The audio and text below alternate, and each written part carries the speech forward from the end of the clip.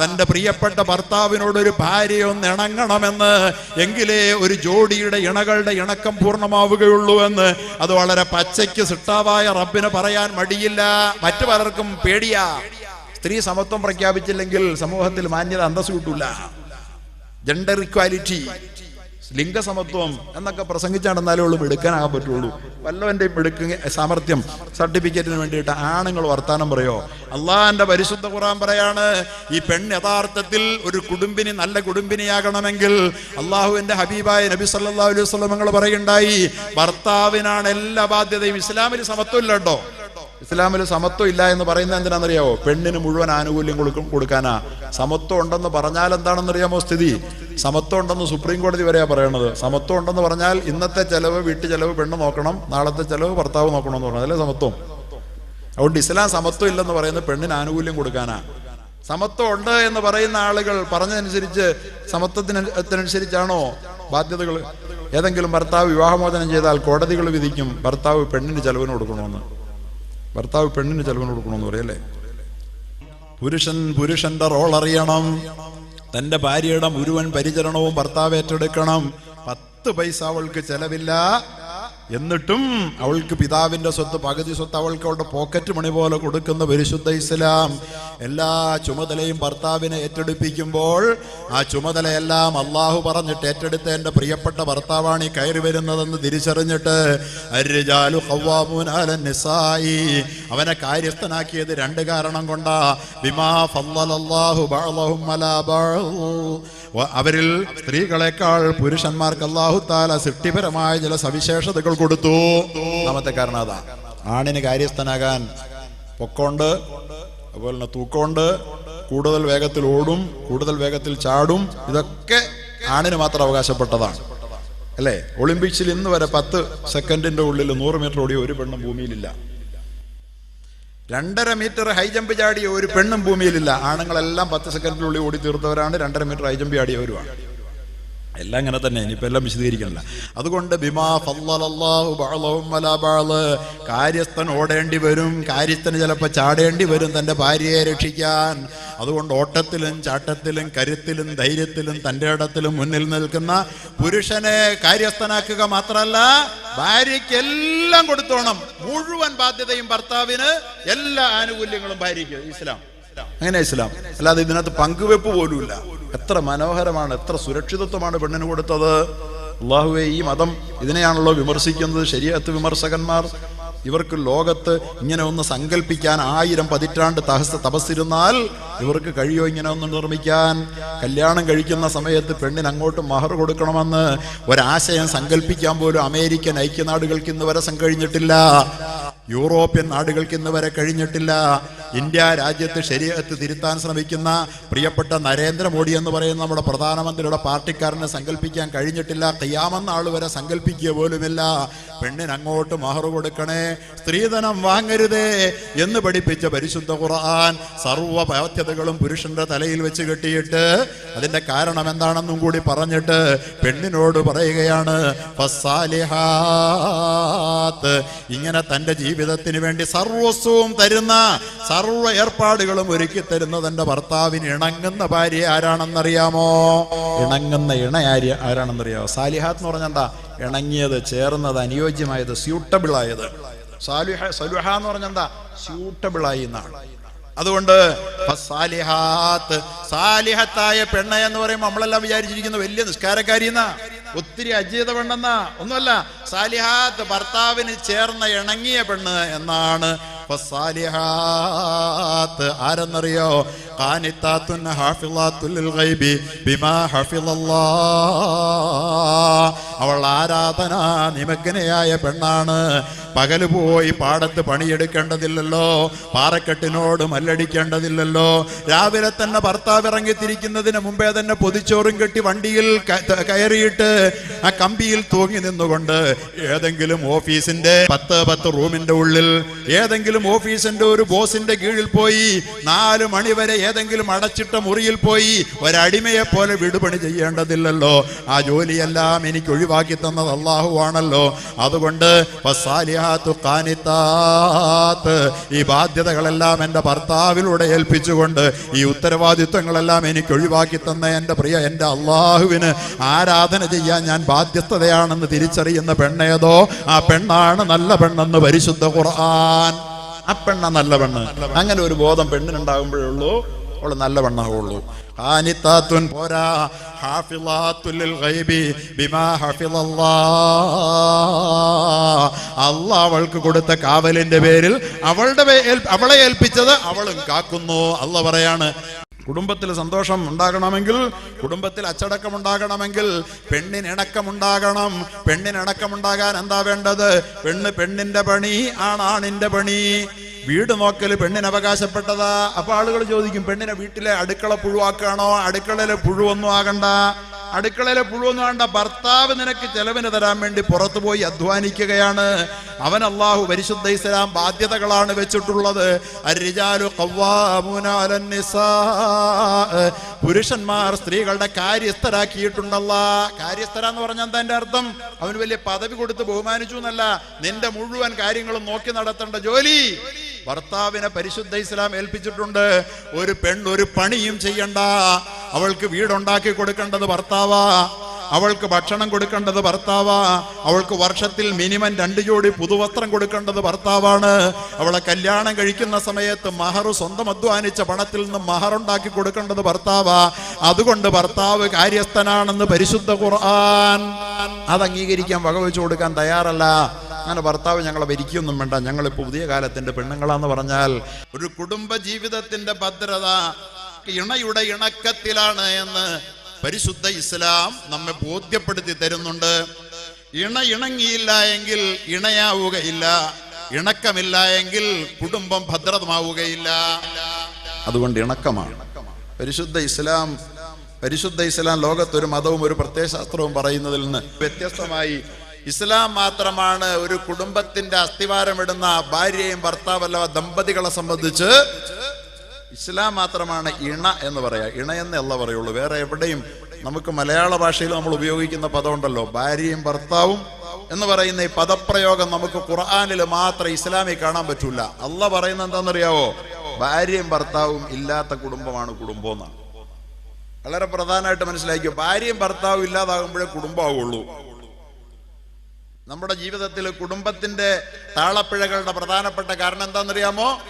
നമ്മുടെയൊക്കെ സമൂഹത്തിൽ കുടുംബത്തിന്റെ നേതൃസ്ഥാനത്ത് ഒരു ഭർത്താവിനെയും ആ ഭർത്താവിനെ അടക്കി ഭരിക്കാൻ വേണ്ടി ഒരു സ്വേച്ഛാധിപതിയെ പോലെ അടക്കി ഭരിക്കാൻ വേണ്ടി ഒരു ഭാര്യയെയും നമ്മൾ വെച്ചു കൊടുത്തു. ആരാ വെച്ചു കൊടുത്തേ? ഇസ്ലാം അങ്ങനെ ഒരു സാധനത്തെ വെച്ചിട്ടില്ല. ഭർത്താവുണ്ടോ? ഇസ്ലാമിൽ ഭർത്താവില്ല. അതുപോലെ തന്നെ ഇസ്ലാമിൽ ഭാര്യയില്ല. എന്താ ഭർത്താവിന്റെ അർത്ഥം? ഭർത്താവിന്റെ അർത്ഥം എന്താ? ഭരിക്കുന്നവൻ എന്നാണ് ശരിക്കും അർത്ഥം. ഭരിക്കണം എങ്കിലേ ഭർത്താവുള്ളൂ. അപ്പൊ എല്ലാരും ആണുങ്ങള് നമുക്ക് കിട്ടിയിരിക്കുന്ന ഒരു അധികാരമല്ല. പ്രധാനമന്ത്രിയായ ഭരിക്കണമല്ലോ, മുഖ്യമന്ത്രിയായ ഭരിക്കണമല്ലോ, പഞ്ചായത്ത് മെമ്പറായ അത്യാവശ്യമുള്ള അധികാരം വെച്ച് ഭരിക്കണം. അപ്പൊ നീ ഭർത്താവാണ് ഭരിക്കേണ്ടവനാണെന്ന് പറഞ്ഞിട്ട് ഒരാൾ ഒരു ജോലി ഏൽപ്പിച്ചു കഴിഞ്ഞിട്ടുണ്ടെങ്കിൽ അവൻ ഭരിക്കും. ഭരിച്ചാൽ ഇണയുടെ ഇണക്കം പോകും, കുടുംബത്തിന്റെ ബന്ധം പൊളിയുമെന്ന് ഈ ലോകത്തോട് പരിചയപ്പെടുത്താൻ വേണ്ടിയിട്ട് കുടുംബത്തിന് നേതൃത്വം നൽകുന്ന ആണും പെണ്ണുമടങ്ങുന്ന ആ വ്യക്തിത്വങ്ങളെ ഭർത്താവ് എന്ന് പറയാതെ ഭാര്യ എന്ന് പറയാതെ രണ്ടുപേരെയും തുല്യപ്പെടുത്തിക്കൊണ്ട് രണ്ടുപേർക്കുമുള്ള അവകാശങ്ങളുടെ ബാധ്യതകളെ സംബന്ധിച്ച് ഒരു പൂരകത്വം നൽകിക്കൊണ്ട് ഇണ എന്ന് പരിചയപ്പെടുത്തിയ ഒരു ദർശനമാണ് അള്ളാഹുവിന്റെ മതം. അതുകൊണ്ട് ഇസ്ലാമിക കുടുംബത്തിൽ ഭാര്യയുടെ ഭർത്താവിന്റെ ഭരണം കൊണ്ടും ഭാര്യ അടിച്ചമർത്തപ്പെടുകയും ഭരിക്കപ്പെടുകയും ചെയ്യുന്നു എന്നതിന്റെ പേരിലും ഭാര്യയും ഭർത്താവും തമ്മിൽ പൊട്ടിത്തെറികളുണ്ടായി.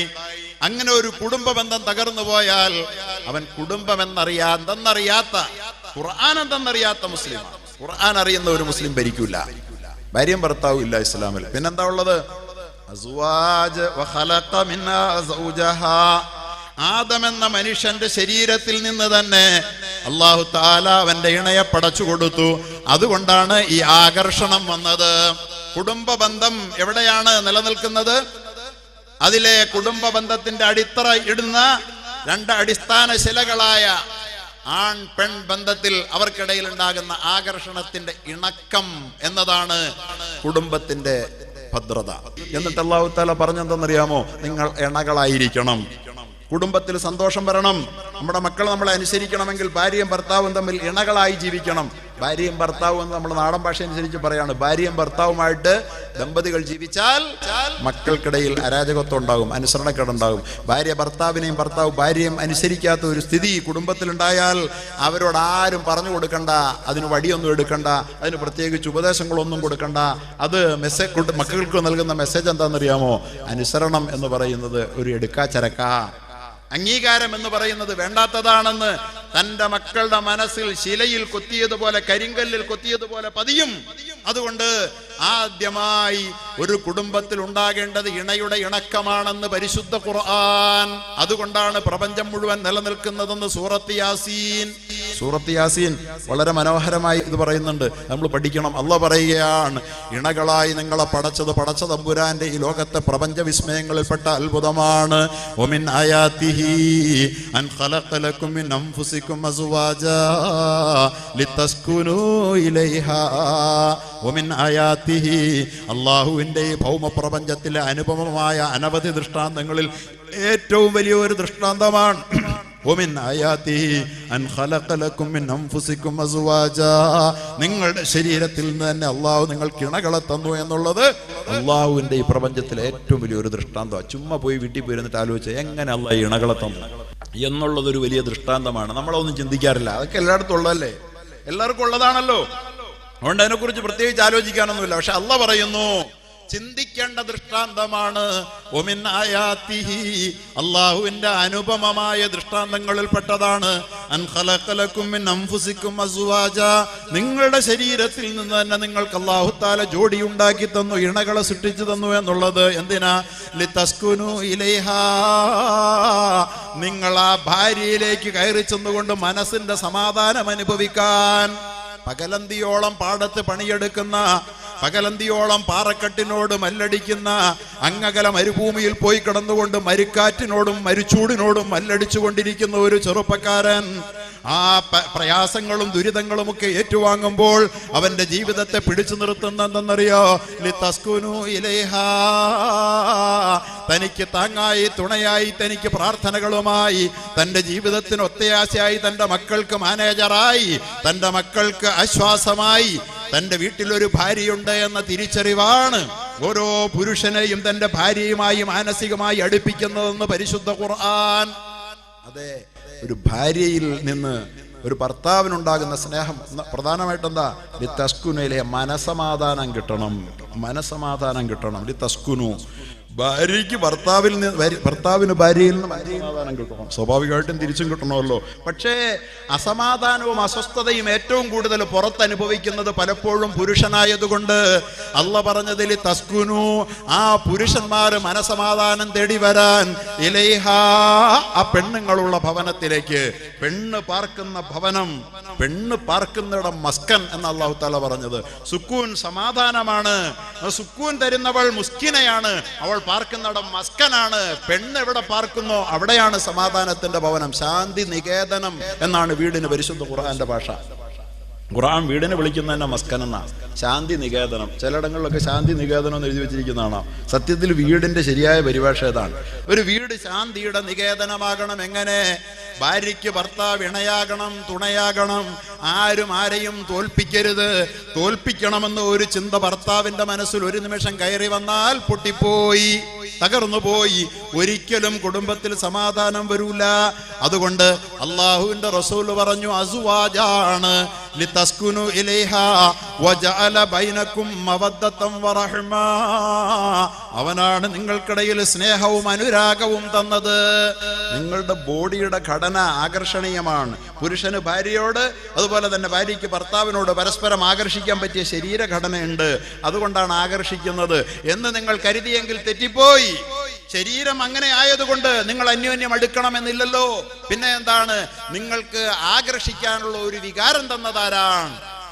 അനുരാഗം തന്നതാരാ? വജഅല ബൈനകും മവദ്ദതൻ വറഹ്മാ, നിങ്ങളിൽ ആരാണ് അനുരാഗം ഇട്ട് തന്നത്? ഭാര്യ അവിടെയും പെണ്ണവിടെയും ആണിവിടെയും നിൽക്കുന്നു. ആണിനെ ആകർഷിക്കുന്ന തരംഗങ്ങൾ എന്തുകൊണ്ട് ഈ പെണ്ണിന്റെ പുരുഷന്റെ ശരീരത്തിൽ ഉയരുന്നില്ല എങ്കിൽ ഈ പെണ്ണിനോട് പുരുഷന് താല്പര്യമുണ്ടാകുമോ? ഉണ്ടാകോ? അതുകൊണ്ട് പെണ്ണിനെ കണ്ടാൽ ആണിന് ആകർഷണം ഉണ്ടാകുന്ന വിധത്തിലുള്ള എൻസൈം അല്ലാഹു തആല പുരുഷന്റെ ശരീരത്തിൽ ഉൽപ്പാദിപ്പിച്ചു. എൻസൈമ തന്നെ ഉൽപ്പാദിപ്പിച്ചു. അതുകൊണ്ടാണ് നമ്മുടെ ഋഷിരാജ് സിംഗ് പറഞ്ഞത് 14 സെക്കൻഡ് തുറിച്ചു നോക്കരുത് പെണ്ണിനെ, അങ്ങനെ നോക്കിക്കഴിഞ്ഞാൽ പീഡന സാധ്യതയുണ്ട്, കുഴപ്പമാണെന്ന്. എന്തായാലും 14 സെക്കൻഡ് അള്ളാന്റെ റസൂല് പറഞ്ഞു, ഒരു പെണ്ണ് തനിക്ക് അവകാശപ്പെട്ടതല്ലാത്ത, തൻ്റെ ഇണയല്ലാത്ത, തനിക്ക് ആകർഷിക്കാൻ അവകാശമുള്ളതല്ലാത്ത, ആകർഷിച്ചാൽ ആകർഷണത്തിന്റെ ലക്ഷ്യം സാക്ഷാത്കരിക്കാൻ അവകാശമില്ലാത്ത ഒരു പെണ്ണിന്റെ നേരെ നീ തുറിച്ചു പോലും നോക്കരുതെന്ന് മുഹമ്മദ് മുസ്തഫ. എന്തുകൊണ്ടാ കുല്ലുൽ മുഅ്മിനീന യഗ്ളൂ മിൻ അബ്സാരിഹിം വയഹ്ഫളൂ ഫുറൂജഹും. നബിയേ, വിശ്വാസികളായ പുരുഷന്മാരോട് പറഞ്ഞേക്ക് നബിയേ, യഗ്ളൂ മിൻ അബ്സാരിഹിം, അവരുടെ കണ്ണുകളെ അവർ അടച്ചു വെക്കണമെന്ന്, ചിമ്മിക്കൊള്ളണമെന്ന്. എവിടെന്ന്? അന്യ പെണ്ണുങ്ങളെ കാണുമ്പോൾ, സ്ത്രീകളുടെ സൗന്ദര്യത്തോട് ആകർഷണം തോന്നുമ്പോൾ, തൻ്റേതല്ലാത്ത ഭാര്യയാണെന്ന് വന്നാൽ അവളുടെ നേരെ കണ്ണു ചിമ്മണം, അവളുടെ നേരെ തുറിച്ചു നോക്കാൻ പോലും, അവളുടെ നേരെ നിന്നുകൊണ്ട് കൂടുതൽ സമയം വർത്തമാനം പറയാൻ, അവളുടെ നേരെ നോക്കി നിന്ന് സംസാരിക്കാൻ ഒരന്യ പുരുഷൻ അവകാശമില്ലെന്ന് പറയണം നബിയേ. പരിശുദ്ധ ഖുർആൻ ഇത് പറഞ്ഞ പരിശുദ്ധ ഖുർആനെ പഴഞ്ചനാക്കിയ പലരും ചിത്രീകരിച്ചു. വളരെ മോശം. ഇങ്ങനെയൊക്കെയാണോ സ്ത്രീകളെ പരിഗണിക്കുന്നത്? സ്ത്രീകളെ നോക്കാൻ പാടില്ല, നോക്കിയാൽ എന്താ കുഴപ്പം എന്നൊക്കെ പലരും ചോദിച്ചു. എന്താ അതിന് കാരണമെന്നുള്ള പറഞ്ഞു, യഗ്ളൂ മിൻ അബ്സാരിഹിം വയഹ്ഫളൂ ഫുറൂജഹും. അവരവരുടെ നോട്ടത്തെ സൂക്ഷിച്ചില്ല എങ്കിൽ അവരുടെ ലൈംഗികത ശുദ്ധമായിരിക്കുകയില്ല, അവർക്ക് ചാരിത്രം സൂക്ഷിക്കാൻ പറ്റൂല. ഇന്നെന്താണ് മനഃശാസ്ത്രജ്ഞന്മാർ, ലൈംഗിക ശാസ്ത്രജ്ഞന്മാർ നമ്മളോട് പറഞ്ഞു തരികയാണ്, ഒരു പെണ്ണിന്റെ ശരീരത്തിലേക്ക് ഒരു നിശ്ചിത സമയം, ഋഷിരാജ് സിംഗ് പറഞ്ഞ പോലെ 14 സെക്കൻഡ് തുറിച്ചു നോക്കിയാൽ അവർക്കിടയിൽ അനാശാസ്യമായ അകാരണമായ വികാരങ്ങൾ ഉടലെടുക്കുമെന്ന്. നോക്കിയിരുന്നു നോക്കി, എന്നിട്ടുണ്ടാവില്ല എന്ന് ആരെങ്കിലും പറയുന്നുണ്ടെങ്കിൽ പരിശോധന നടത്തേണ്ടി വരും, ഡോക്ടറെ കാണേണ്ടി വരും. അതാണ് ഇന്ന് ലൈംഗിക ശാസ്ത്രജ്ഞന്മാർ പറയുന്നത്.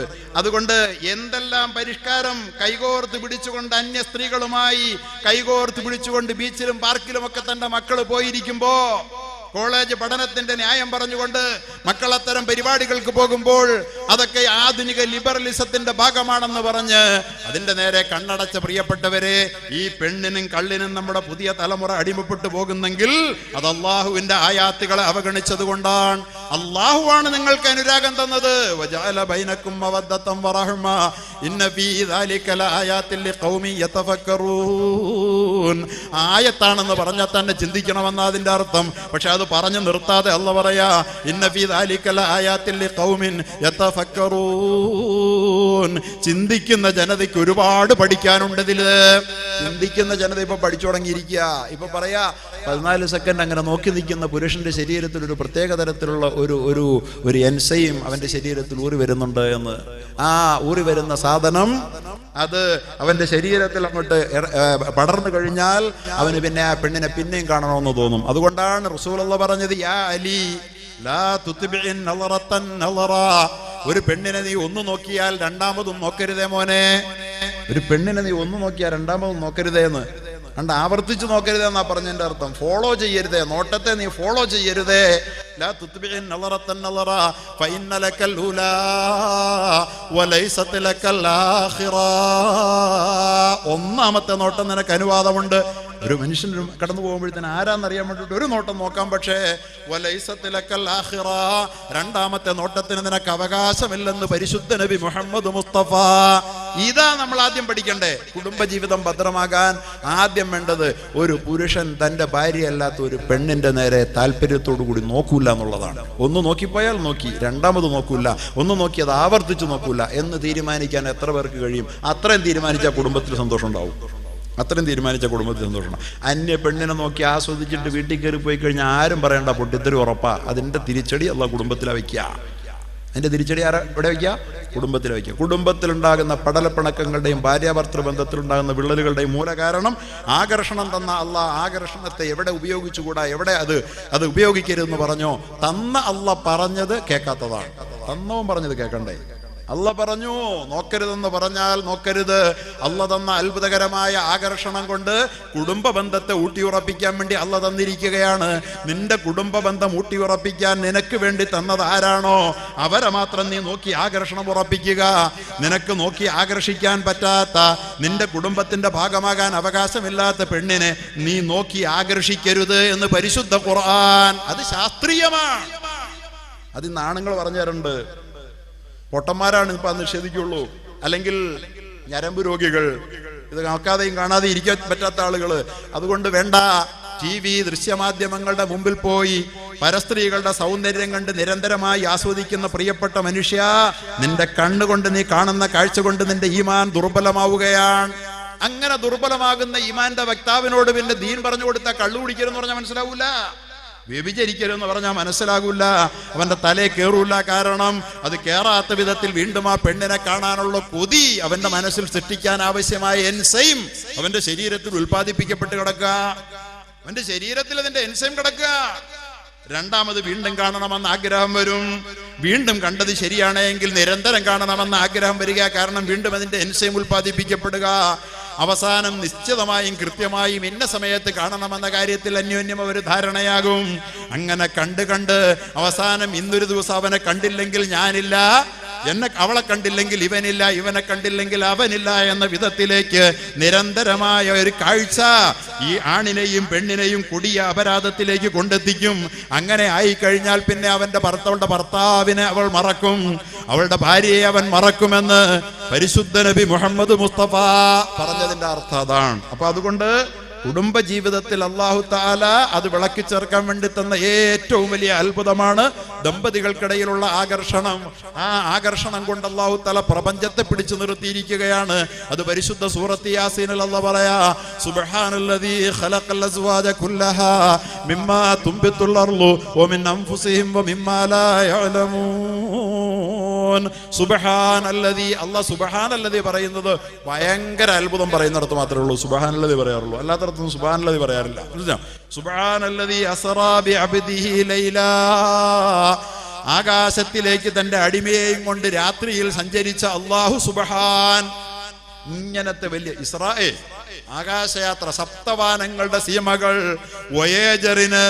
വോയേജറിൽ യാത്ര ചെയ്താൽ ലോകം കണ്ടുപിടിച്ച ഏറ്റവും വലിയ മണിക്കൂറിൽ 50 കിലോമീറ്റർ വേഗമുള്ള വോയേജറിൽ യാത്ര ചെയ്താൽ 10,000 കോടി സൗരയൂഥങ്ങളുടെ കൂട്ടത്തിൽപ്പെട്ട ഒരൊറ്റ സൗരയൂഥം കടന്നു പോകാൻ 100 കണക്കിന് വർഷം വേണ്ടി വരുമെങ്കിൽ ആ 100 കണക്കിന് സൗരയൂഥങ്ങൾ ഉൾപ്പെടുന്ന ഗാലക്സികളും 14,000 കോടി ഗാലക്സികളും അടങ്ങുന്ന ഒന്നാം ആകാശവും അതിനപ്പുറത്തുള്ള 7 ആകാശങ്ങളും താണ്ടി അള്ളാഹുവിന്റെ സൗദത്തിലെത്തി തിരിച്ചെത്തിയ മുഹമ്മദ് മുസ്തഫ സല്ലല്ലാഹു അലൈഹി വസല്ലമ തങ്ങളുടെ അത്ഭുതകരമായ ഇസ്രാ ഉണ്ടല്ലോ. സറൈത മിൻ ഹറമിൻ ലൈലൻ ഇലാ ഹറമി കമാ സറൽ ബദ്റു ഫി ദാജിൻ മിനൽ ളുലമി. ആ മഹത്തായ മിഅ്റാജിനെ കുറിച്ച് അല്ലാഹു പറഞ്ഞപ്പോ പരിശുദ്ധ ഖുർആനിൽ ഉപയോഗിച്ചത് സുബ്ഹാനല്ലദീ, അത്ഭുതമാണ് അള്ളാഹുവിന്റെ ഇടപെടൽ, അടിമയെയും കൊണ്ടുപോയത്. അങ്ങനെ പറഞ്ഞ വേറൊരു സുബ്ഹാൻ സൂറത്ത് യാസീനിൽ കാണാം. എന്താ പറയുന്നറിയോ? സുബ്ഹാനല്ലദീ ഖലഖൽ അസ്വാജ കുല്ലഹാ, ഈ പ്രപഞ്ചത്തിലുള്ള എല്ലാ വസ്തുക്കളെയും ഇണകളായി സൃഷ്ടിച്ച അള്ളാഹു പരിശുദ്ധനാണ്. സുബ്ഹാനല്ലാഹ് എന്ന്. എല്ലാത്തിലും ഇണകളുണ്ടെന്ന് നിങ്ങൾ അറിയുമ്പോൾ നിങ്ങൾ അറിയാതെ പറയും സുബ്ഹാനല്ലാഹ്. സുബ്ഹാനക ഫഖിനാ അദാബന്നാർ. ആകാശഭൂമികളുടെ സൃഷ്ടിപ്പിൽ ചിന്തിച്ചിട്ട് ആ മനുഷ്യൻ പറഞ്ഞു പോകും സുബ്ഹാനക അല്ലാഹ്, സുബ്ഹാനല്ലാഹ് എന്ന് അവിടെയും പറയുമെന്ന്. ആകാശത്തിന്റെ പടപ്പിനെ കുറിച്ച് ചിന്തിച്ചാലും സുബ്ഹാനല്ലാഹ് പറയും.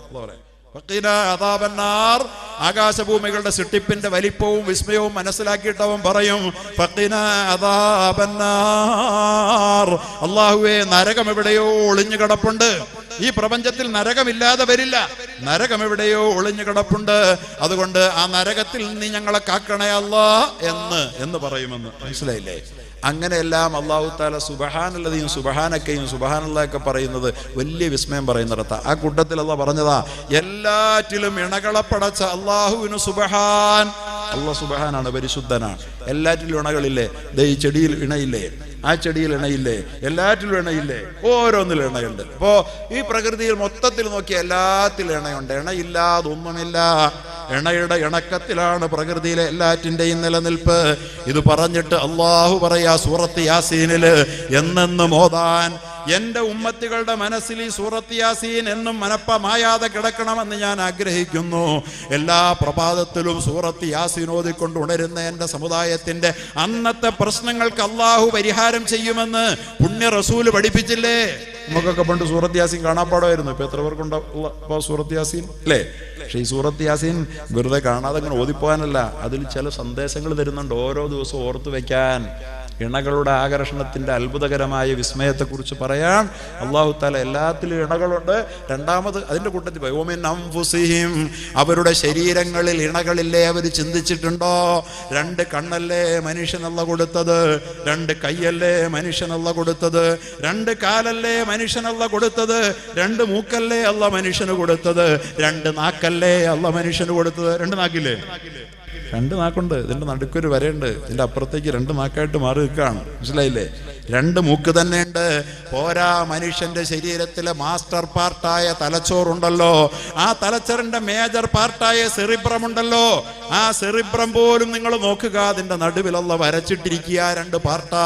സുബ്ഹാനല്ലദീ ഖലഖൽ അസ്വാജ കുല്ലഹാ, പ്രപഞ്ചത്തിൽ എല്ലാത്തിനെയും ഇണകളായി സൃഷ്ടിച്ചിട്ട് അന്യോന്യം ഇണങ്ങിക്കൊണ്ട് നിലനിന്നുകൊള്ളണമെന്ന് കൽപ്പിച്ചെങ്കിൽ നിങ്ങളുടെ ശരീരത്തിലും അല്ലാഹു തആല ഇണകളെ തന്നിട്ടുണ്ട്. ആ ഇണയായി സൃഷ്ടിച്ച ഓരോന്നും അന്യോന്യം ചേർന്ന് നിൽക്കുന്നത് കൊണ്ടാണ് അവ നിലനിൽക്കുന്നത്. അല്ലാഹു പറയാ അല്ലേ? 2 കണ്ണില് ഒരു കണ്ണിന് ഈ വലത്തെ കണ്ണിന്റെ കാഴ്ചയല്ല ഇടത്തെ കണ്ണിന്റെ. ഈ 2 കണ്ണും ഒന്ന് അടച്ചു പിടിച്ചു കഴിഞ്ഞാൽ കണ്ണ് വികലമാണ്. 2 കണ്ണും ഒരുപോലെ തുറന്നു പിടിച്ചാലേ കാഴ്ച ഭദ്രമാവുകയുള്ളൂ. ഒരു മൂക്ക് അടച്ചു പിടിച്ചാൽ ശ്വാസോച്ഛ്വാസം പ്രയാസമാണ്. 2 മൂക്കും അടച്ചു പിടിച്ചാലേ പറ്റുള്ളൂ. ഇത് അല്ലാഹു തആല പറഞ്ഞു തരിക, ഞാൻ ഇങ്ങനെയാ നിങ്ങളെ പടച്ചിട്ടുള്ളത്. 2 കൈകളിൽ വലത്തെ കൈക്ക് കരുത്തിച്ചിരി കൂടുതലാണ്, ഇടത്തെ കൈക്ക് കരുത്ത് കുറവാണ്, ദുർബലമാണ്. വലത്തെ കാലിന് കരുത്തൽപ്പം കൂടുതലാണ്, ഇടത്തെ കാലിന് കരുത്ത് കുറവാണ്. പക്ഷേ വലത്തെ കാൽ വിചാരിക്കാറില്ല ഇടത്തെ കാലിനെ തോൽപ്പിക്കാൻ. വലത്തെ കൈ കരുതാറില്ല ഇടത്തെ കൈയെ തോൽപ്പിക്കാൻ. കായിക ശക്തി ദുർബലമാകും. ഒരു കൈ ദുർബലമായാൽ തളർന്നു പോയാൽ കായിക ശക്തി ദുർബലമാണ്. ഒരു കാല് തളർന്നു പോയാൽ വികലാംഗനാണ്. ഒരു കണ്ണിന് കാഴ്ച മങ്ങിപ്പോയാൽ കാഴ്ചയ്ക്ക് വൈകല്യമുള്ളവനാണ്. ഒരു കാത് ശബ്ദമില്ലാതെ പോയാൽ അവൻ പൊട്ടനാണ്. അവരുടെ ശരീരവും ജോഡിയല്ലേ? ചോദിക്കുക. ഈ ഇണകൾ എന്ന് പറഞ്ഞാൽ ഇണങ്ങുകയാണ്. ഇവ ഇണങ്ങി നിൽക്കുന്നത് കൊണ്ടല്ലേ ഇവ നിലനിൽക്കുന്നത്? ഒന്ന് മറ്റൊന്നിനെ തോപ്പിച്ചിട്ടാണോ നിലനിൽക്കുന്നത്? ഇതുപോലത്തെ ഇണകളാ, ഭാര്യയും ഭർത്താവുമല്ല നിങ്ങളെന്ന് പറയാൻ അല്ലാഹു തആല ഉപയോഗിക്കുന്ന പരാമർശങ്ങൾ നിങ്ങൾ ശ്രദ്ധിക്കണേ. പ്രകൃതിയിൽ എല്ലാത്തിലും ഇണകളുണ്ട്, നിങ്ങളുടെ ബോഡിയിലും ഇണകളുണ്ട്. ഒന്നും ഒന്നിനെ തോൽപ്പിക്കുകയില്ല, ഓരോന്നും അന്യോന്യം ബലപ്പെടുത്തുകയാണ്. വീണ്ടും ഒരു വാക്കോടെ അല്ലാഹു പറയാണ്, ഏറ്റവും പുതിയ ന്യൂ ജനറേഷൻ ചിന്തിക്കട്ടെ. അല്ലാഹു പറയാണ്, അവർക്കറിയാൻ പാടില്ലാത്ത വസ്തുക്കളിലും ജോഡിയുണ്ട്. അവർ കണ്ടുപിടിച്ചിട്ടില്ലാത്ത, അവരറിയാത്ത വസ്തുക്കൾ അവർ പരിശോധിക്കുമ്പോൾ, പഠിക്കുമ്പോൾ, കീറിമുറിക്കുമ്പോൾ, ഗവേഷണം ചെയ്യുമ്പോൾ അന്ന് അവർ കണ്ടെത്തും അതും ഇണകൾ കൊണ്ടാണ്. ഇണകൾ ചോർന്ന് നിൽക്കുന്നുണ്ടാണ്. എന്താണ് അവരറിയാത്തത്? അക്കാലഘട്ടത്തിലുള്ള ആളുകൾ അറിയാത്തതും ഇപ്പൊ അറിഞ്ഞതും എന്താണ്? അണുണ്ടല്ലോ, ഏറ്റവും ചെറിയ ആറ്റം. ഈ ആറ്റം, ആ ആറ്റം ആരും അത് പൊളിച്ചു നോക്കാൻ പറ്റൂല എന്നാ വിചാരിച്ചിരുന്നത്. ആറ്റത്തെ പിളർക്കാൻ പറ്റൂല, പൊളിക്കാൻ പറ്റൂല എന്നാ. പക്ഷെ ഇന്ന് ആധുനിക കാലഘട്ടത്തിൽ ആറ്റം പിളർന്നു. ആറ്റം പിളർന്നപ്പോഴാണ് അണുബോംബുണ്ടായത് അല്ലേ? ആറ്റം പിളർന്നപ്പോൾ അണുബോംബുണ്ടായി. അള്ളാഹു കാക്കുമാറാകട്ടെ. ഒരു ലോക ആണവ യുദ്ധം ലോകത്ത് സംഭവിക്കാൻ സാധ്യതയുണ്ടോ? ഉത്തര കൊറിയയുടെയും US-ന്റെയും ട്രംപ് എന്ന് പറയുന്ന ഭ്രാന്തനും ഒക്കെ കൂടി ചേരുമ്പോ ലോകോത്തരാണവ യുദ്ധം വരാൻ സാധ്യതയുണ്ടെങ്കിൽ ലോകാന്ത്യം വളരെ വൈകാതെ സംഭവിക്കും. ഡൂം ഡേ ക്ലോക്ക് തിരിച്ചു വെച്ചു. 2.5 മിനിറ്റ് ലോകാവസാനത്തിനുള്ളത്. ഇതുവരെ 5 മിനിറ്റ് എന്ന് പറഞ്ഞവർ ലോകശാസ്ത്രജ്ഞന്മാർ 2.5 മിനിറ്റേ ഉള്ളൂ ട്രംപ് വന്നതോടുകൂടി എന്ന് പറഞ്ഞു. ഏതായാലും ഒരാണവ യുദ്ധത്തിന് ലോകം കാതോർക്കുമ്പോൾ പ്രിയപ്പെട്ടവരെ, ഈ ആണവശക്തി ഉൽപ്പാദിപ്പിച്ചത് കേവലം മനുഷ്യന്റെ കണ്ണുകൊണ്ടുപോലും കാണാൻ കഴിയാത്ത ഏറ്റവും ചെറിയ പദാർത്ഥത്തിന്റെ ഏറ്റവും ചെറിയ കണികയായ പരമാണുവിൽ നിന്നാണ്, അതിന്റെ വിഭജനത്തിൽ നിന്നാണ് ആറ്റം ബോംബ് ഉൽപ്പാദിപ്പിച്ചതെങ്കിൽ ആറ്റം ബോംബ് ആ ആറ്റത്തെ അണുവിനെ പിളർന്നു നോക്കി. അള്ളാഹ് പറഞ്ഞു, അവരറിയാത്ത സൂറത്ത് യാസീന നിങ്ങൾ എടുത്തു മറിച്ചു നോക്കണം. അള്ളാഹ് പറയാണിത്, അവരറിയാത്ത വസ്തുക്കളിലും ഇണകളുണ്ടെന്ന്. അറിയാത്ത വസ്തുവായിരുന്നു ഇത്. അത് മുറിച്ചു നോക്കിയപ്പോ കണ്ടെന്നാന്നറിയാമോ? ആറ്റത്തിന്റെ ന്യൂക്ലിയസിൽ പ്രോട്ടോൺ, അതുപോലെ തന്നെ ഇലക്ട്രോൺ, അല്ലേ? അതിന്റെ ന്യൂക്ലിയസിന് ചുറ്റും പ്രോട്ടോൺ ഉണ്ട്, ഇലക്ട്രോൺ ഉണ്ട്. എന്താ അതിന്റെ പ്രത്യേകത? രണ്ട് കണികകളല്ല, രണ്ടും ഇണകളാണ്. ഒന്ന് പോസിറ്റീവ്, മറ്റേത് നെഗറ്റീവ്. സുബ്ഹാനല്ലാഹ്. അതെന്നിട്ട് എന്താ ചെയ്യുന്നത്? ഒന്ന് മറ്റൊന്നിനോട് ചേർന്ന് നിൽക്കാനാണ് ശ്രമിക്കുന്നത്. 11 പ്രോട്ടോൺ ആണെങ്കിൽ 11 ഇലക്ട്രോൺ, 9 പ്രോട്ടോൺ ആണെങ്കിൽ 9 ഇലക്ട്രോൺ ജോഡിയാക്കി കല്യാണം കഴിച്ചു കൊടുത്തേക്കുക അല്ലാഹു തആല. ഏറ്റവും ചെറിയ അണുവിന്റെ പദാർത്ഥത്തിന്റെ പരമാണുവിൽ പോലും അല്ലാഹു സുബ്ഹാനഹു വ തആല ഇണകളെ, പരസ്പര വിരുദ്ധമായ രണ്ട് ശക്തികളെ ഇണ ചേർത്ത് നിർത്തിയിരിക്കുന്നത് കൊണ്ടാണ് ഒരു പരമാണു പോലും ഈ ലോകത്ത് നിലനിൽക്കുന്നതെന്ന ഈ പ്രപഞ്ചത്തിലെ ഏറ്റവും വലിയ പരമാർത്ഥ സത്യത്തെ 14 നൂറ്റാണ്ടുകൾക്ക് മുമ്പ് പരിശുദ്ധ ഖുർആനിലൂടെ പടച്ച തമ്പുരാൻ പ്രപഞ്ചനം ചെയ്തുവെങ്കിൽ ആലോചിച്ച് നോക്ക്, എന്ത് വലിയ അത്ഭുതമാണ് അല്ലാഹു തആല പറഞ്ഞത്. അവിടെ ഇണകളുണ്ട്. അതുകൊണ്ട് ഇണ ഒന്നിനെ തോപ്പിച്ചിട്ട് മറ്റേത് ജയിക്കാൻ വേണ്ടി ശ്രമിച്ചിട്ടല്ല ഒരണു ഭദ്രമായിട്ട് നിലനിൽക്കുന്നത്. ഈ പ്രകൃതിയിൽ ഒന്നും അങ്ങനെ ചെയ്യുന്നില്ല. അങ്ങനെ ആകെ ചെയ്യുന്നവൻ ആരെന്നറിയാമോ? അത് മനുഷ്യൻ മാത്രമാണ്. തൻ്റെ ഇണയെ തോപ്പിക്കാൻ ശ്രമിക്കുന്ന ഈ പ്രകൃതിയിലെ ഒരേ ഒരു ജീവി മനുഷ്യനാണ്. കുടുംബത്തിന്റെ വിള്ളൽ, കുടുംബത്തിൽ വിജയം വരാത്തതിന് കാരണം അതാ. കുടുംബത്തിൽ വിജയം വരാൻ ഇണയെ തോൽപ്പിക്കരുതെന്ന് എത്ര മനോഹരമാണ് പരിശുദ്ധ ഖുർആനിന്റെ ഈ പ്രവചനങ്ങൾ, എത്ര മനോഹരമാണ് ഇതിന്റെ ഈ വ്യാഖ്യാനങ്ങളുടെ ശാസ്ത്രീയത. അല്ലാഹു സുബ്ഹാനഹു വ തആല നമുക്കൊക്കെ കുടുംബജീവിതത്തിൽ സ്നേഹത്തോടെ, അനുരഞ്ജനത്തോടെ, ഇണക്കത്തോടെ ജീവിക്കുവാൻ അല്ലാഹു തൗഫീഖ് തരുമാറാകട്ടെ. മനുഷ്യനാണെങ്കിൽ ഇണങ്ങി ജീവിക്കാനാണ് പഠിക്കേണ്ടത്. വമാ സുമ്മിയൽ ഇൻസാനു ഇല്ലാ ലിഉൻസിഹി വലൽ ഖൽബു ഇല്ലാ അന്നഹു യതഖല്ലബു. വമാ സുമ്മിയൽ ഇൻസാനു ഇല്ലാ ലിഉൻസിഹി.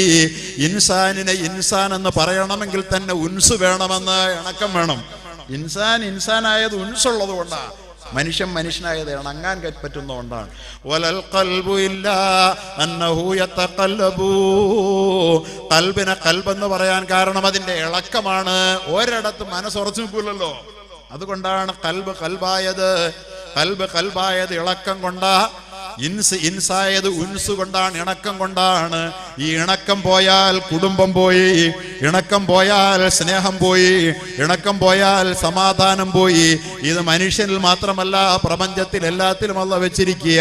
അതുകൊണ്ട് കുടുംബ ജീവിതത്തിന്റെ ഏറ്റവും വലിയ അടിത്തറ ഇണക്കമാണ്. ഭാര്യയും ഭർത്താവും തമ്മിലുള്ള ഇണക്കമാണെന്ന് പരിശുദ്ധ ഖുർആൻ. ഭാര്യ ഭർത്താവിനെ സ്നേഹിച്ച് ഇണങ്ങി ജീവിക്കാൻ ശ്രമിക്കണം. അതിനാണ് പരിശുദ്ധ ഖുർആൻ, അതിന് പുണ്യ റസൂലിന്റെ ചില ജീവിതചര്യകളാണ് നമുക്കതിൻ്റെ ഏറ്റവും വലിയ മാതൃക. ഇതും കൂടാതെ ഞാൻ ചിലത് പറയട്ടെ. ഖുർആൻ ഇങ്ങനെയാണ് കുടുംബത്തിന് അസ്ഥിവാരമിട്ട സ്ത്രീയും പുരുഷനും തമ്മിലുള്ള ബന്ധം പറയേണ്ടത്. വീണ്ടും 1-2 ഉദാഹരണം കൂടെ പറയുന്നുണ്ട്. ലോകത്ത് പരിശുദ്ധ ഖുർആൻ അല്ലാതെ സ്ത്രീയും പുരുഷനും ഇങ്ങനെയാണെന്ന് പറയാൻ പടച്ചവനല്ലാതെ പറ്റൂല. മറ്റൊരിക്കൽ അല്ലാഹു പറയുകയാണ്, ഹുന്ന ലിബാസുൽ ലക്കും വഅന്തും ലിബാസുൽ ലഹുന്ന. സ്ത്രീയും പുരുഷനും, ഭാര്യയും ഭർത്താവും എന്ന സൗകര്യത്തിന് വേണ്ടി നമുക്ക് പറയാം അല്ലേ. ദമ്പതികൾ അവരെങ്ങനെയാണെന്നറിയാവോ? അല്ലാഹു പറയാണ്, അവർ വസ്ത്രമാണ്. പെണ്ണുങ്ങൾ ആണുങ്ങളുടെ വസ്ത്രമാണ്, ആണുങ്ങൾ പെണ്ണുങ്ങളുടെ വസ്ത്രമാണ്. ഇതെന്തോരെ വിമർശനം കെട്ടതാണ് പരിശുദ്ധ ഖുർആൻ പറഞ്ഞ വർത്താനം. വസ്ത്രം മാറുന്ന പോലെ പെണ്ണിനെ മാറാം, ഭാര്യയെ മാറാമെന്നാ പറഞ്ഞതിന്റെ അർത്ഥമൊന്നും പറഞ്ഞിട്ടല്ലേ? അതെ അതെ അതെ, അങ്ങനെ തന്നെ നമ്മൾ പറയുന്നു. വസ്ത്രം മാറുന്ന പോലെ മാറാന്ന് വേണേ പറഞ്ഞോ. വസ്ത്രം മാറുന്നത് പോലെ മാറുന്നത് വസ്ത്രത്തെ മാറുന്ന അഴുക്ക് പിടിക്കുമ്പോഴാ അല്ലേ? അഴുക്ക് പിടിക്കുമ്പോൾ രണ്ടാമത് എടുത്ത് ഉടുക്കാൻ വേണ്ടിയിട്ടാണ്, കഴുകി ഉടുക്കാൻ വേണ്ടിയിട്ടാണ് വസ്ത്രം മാറുന്നത്, അല്ലാതെ വലിച്ചെറിയല്ല. വസ്ത്രം മാറുന്നത് പോലെ എന്ന് പറഞ്ഞാൽ തുണി ഉടുക്കാതെ നടക്കുന്നവനെ ആ ഉദാഹരണത്തിൽ സംശയം ഉണ്ടാകേണ്ട കാര്യമുള്ളൂ. വസ്ത്രം അഴിച്ച് പള്ളക്കളഞ്ഞിട്ട് നടക്കാറില്ലല്ലോ. വസ്ത്രമാണ് പെണ്ണ്. അതുപോലെ തന്നെ പെണ്ണ് മാത്രം വസ്ത്രം എന്ന് പറഞ്ഞാൽ പരാതി ഉണ്ടായേനെ. ഖുർആൻ പറഞ്ഞ എന്താണെന്ന് പൊട്ടന്മാർ, യുക്തിവാദികളാണെന്ന് പറയുന്നവർക്ക് യുക്തി ഉണ്ടായിരുന്നെങ്കിൽ മാത്രം മതിയായിരുന്നു. ഖുർആൻ എന്താ പറഞ്ഞേ? കുന്ന ലിബാസുല്ലക്കും, പെണ്ണുങ്ങൾ ആണുങ്ങളുടെ വസ്ത്രം എന്ന് പറഞ്ഞു നിർത്തിയായിരുന്നു ഈ വിമർശനം പറയായിരുന്നു. പക്ഷെ ഖുർആൻ എന്താ പറഞ്ഞേ? കുന്ന ലിബാസുല്ലക്കും, പെണ്ണുങ്ങൾ ആണുങ്ങളുടെ വസ്ത്രമാ.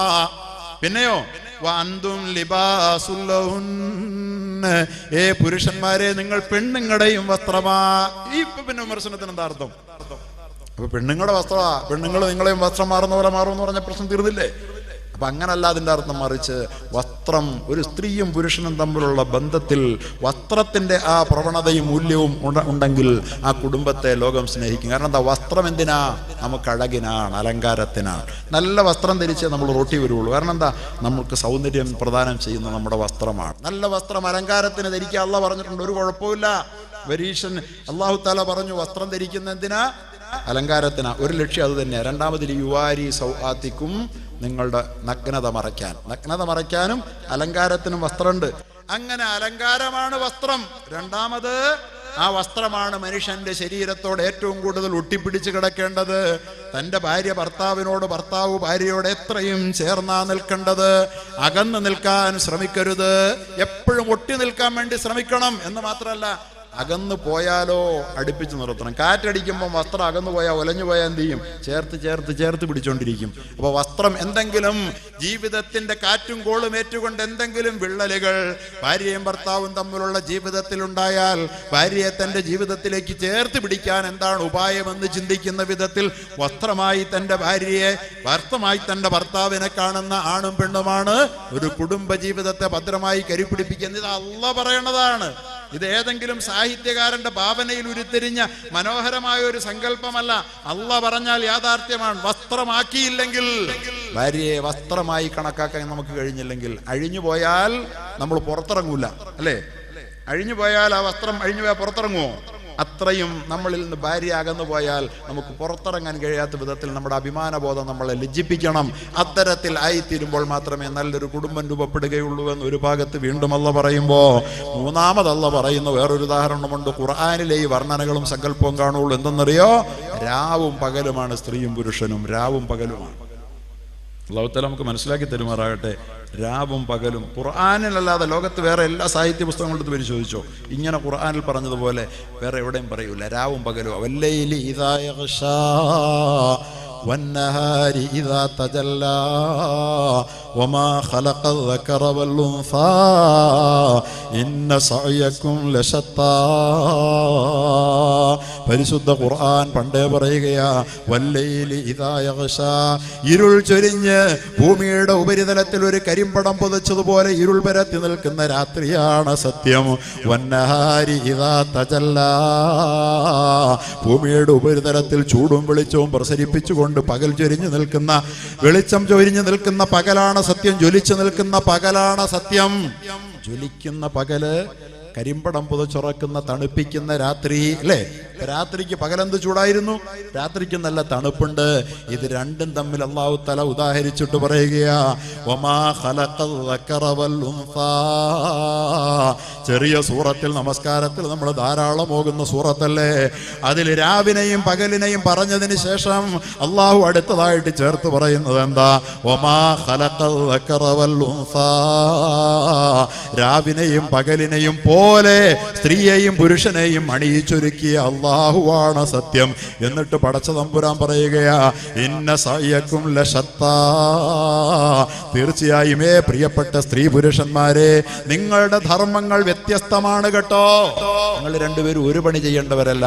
രണ്ടുപേരും ഓഫീസിൽ പോകണ്ട, രണ്ടുപേരും അധ്യാപകരാകണ്ട, രണ്ടുപേരും കച്ചവടത്തിന് പോകണ്ട. മറിച്ച് കച്ചവടത്തിന് പോകേണ്ടവൻ കച്ചവടത്തിന് പോകട്ടെ, വീട്ടിൽ ജോലി ചെയ്യേണ്ടവൻ മക്കളെ പോറ്റേണ്ട പെണ്ണ് മക്കളെ പോറ്റട്ടെ. അതുപോലെ തന്നെ തൻ്റെ വീടിന്റെ പരിചരണത്തിന് ഏറ്റവും പര്യാപ്തയാണ് പെണ്ണിന്റെ പ്രകൃതം. അതുകൊണ്ട് പെണ്ണിന്റെ ജോലിയും ആണിന്റെ ജോലിയും ചെയ്യണം എന്നുള്ളത് കുടുംബജീവിതത്തിന്റെ അടിത്തറവാകുന്നതിന് വളരെ പ്രധാനപ്പെട്ടതാണ്. ഇന്നത്തെ ലോകത്ത് കുടുംബത്തിൽ വിള്ളലുണ്ടാകുന്ന ഏത് കുടുംബം എടുത്ത് പരിശോധിച്ചാലും അധികവും പുറത്തു പോയി ജോലി ചെയ്ത് ശമ്പളം മേടിക്കുന്ന സ്ത്രീകളുടെ കുടുംബത്തിൽ പലപ്പോഴും പ്രശ്നമാണ്. അല്ലാത്തടത്ത് ഇല്ലെന്നല്ല, പല കാരണങ്ങളുടെ പേരിലുണ്ടാകും. കാരണം എന്താ? സ്വന്തം സമ്പാദ്യശേഷി ഒരു സ്ത്രീക്ക് കിട്ടിയാൽ, ഒരു സമ്പാദ്യം ഇല്ലാതെ ഭർത്താവിന്റെ ചെലവ് മാത്രം കഴിയുന്ന പെണ്ണിനെ പിടിച്ചു കെട്ടാൻ പറ്റില്ല, നിയന്ത്രിക്കാൻ പറ്റില്ല എന്ന ചില ഭർത്താക്കന്മാരുടെ പരാതി.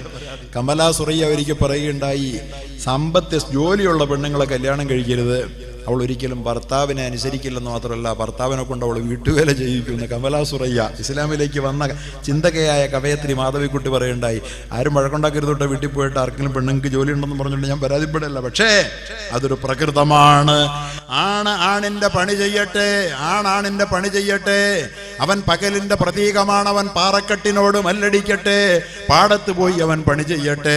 വീട്ടിൽ തൻ്റെ വീടിനോട്, തൻ്റെ തൊടിയോട്, തൻ്റെ പറമ്പിനോട്, തൻ്റെ പൂവിനോട്, അതുപോലെ തന്നെ പുഷ്പങ്ങളോട്, പറവകളോട്, മക്കളോട് സല്ലപിച്ച്, അയൽക്കാരോട് സല്ലപിച്ചുകൊണ്ട് തൻ്റെ ഭർത്താവിന്റെ വീടിന്റെ പരിചരക്ഷണം നോക്കിക്കൊണ്ട് സർവകലാ വല്ലഭയായി പെണ്ണ് വീട്ടിൽ കഴിയട്ടെ. പെണ്ണിന് നല്ല കലാപരമായ റോള് വീട്ടിൽ തന്നെ ഉണ്ട്. വെള്ളിത്തിരയിൽ മിന്നി മറഞ്ഞാൽ മാത്രമൊന്നുമല്ല പെണ്ണിൻ്റെ കലാപരത പ്രകടിപ്പിക്കാൻ അവസരം ഉണ്ടാവുകയുള്ളൂ. നല്ലൊരു പെണ്ണ് ഭാര്യയായാൽ അതാണ് ഏറ്റവും വലിയ കലാപരമായ ഏറ്റവും വലിയ സംഗതി, ഏറ്റവും വലിയ കലാമൂല്യ മുഹൂർത്തം. ഒരു നല്ല ഭാര്യയായി ഒരു ഭർത്താവിൻ്റെ മുമ്പിൽ ഒരു പെണ്ണിനെ മാറാൻ കഴിയുന്നിടത്താ. അല്ലാതെ പുറത്തിറങ്ങിയിട്ട് ലിപ്സ്റ്റിക് ഇട്ട് ചുണ്ടും ചുമപ്പിച്ചിട്ട് തൻ്റെ വയറും അകത്ത് നിന്നപ്പോൾ വീട്ടിൽ നിന്നപ്പോൾ തൻ്റെ ശരീരം മൂടി മറയുന്ന നൈറ്റി ധരിച്ച പെണ്ണ് പുറത്തേക്ക് പോയപ്പോൾ ബ്ലൗസ് എടുത്തിട്ടിട്ട് വയറങ്ങോട്ട് തുറന്നിട്ടു.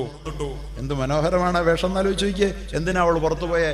വീട്ടിൽ അവള് ആണുങ്ങൾ ആരെങ്കിലും പൊക്കിള് തുറന്നിട്ട് റോട്ടിൽ പകലും നിൽക്കുവോ? ഈ ഇരിക്കുന്ന ആരെങ്കിലും പൊക്കിളും തുറന്നിട്ടിട്ട് ഏതെങ്കിലും ഒരു ആണ് ഇവിടെ പുറത്തു നിൽക്കുവോ? വയറും തുറന്നിട്ടിട്ട് നാണം തോന്നും അവന് നടുറോട്ടിൽ നട്ടുച്ച നേരത്ത്. പക്ഷേ പകൽ മുഴുവൻ വീട്ടിൽ അല്ലെങ്കിൽ വീട്ടിന്റെ ഉള്ളറയിൽ നൈറ്റിയിട്ട് തന്റെ ഭർത്താവിന്റെ മുമ്പിൽ തന്റെ വയറും മുതുകുമെല്ലാം മറച്ചു വെച്ച പെണ്ണ് പുറത്തേക്ക് പോകുന്ന സമയത്ത് സാരി എടുത്തുടുത്തിട്ട് അവളുടെ വയർ ഓപ്പണാക്കി അവളുടെ മുതുക് ഓപ്പണാക്കിയിട്ട് പുറത്തോട്ട് പോയിട്ട് തന്റെ സൗന്ദര്യം പ്രകടിപ്പിച്ചുകൊണ്ട് കലാപരത പ്രകടിപ്പിക്കുന്ന പെണ്ണെ, നീ നല്ല പെണ്ണല്ല, കുടുംബത്തിന് ചേർന്നവളല്ല എന്ന് ലോകത്തിന്റെ മുമ്പിൽ ഉറക്കെ പറയാൻ തന്റെ ഇടം കാട്ടിയ നേതാവ് മുഹമ്മദ് മുസ്തഫ സല്ലല്ലാഹു അലൈഹി വസല്ലം.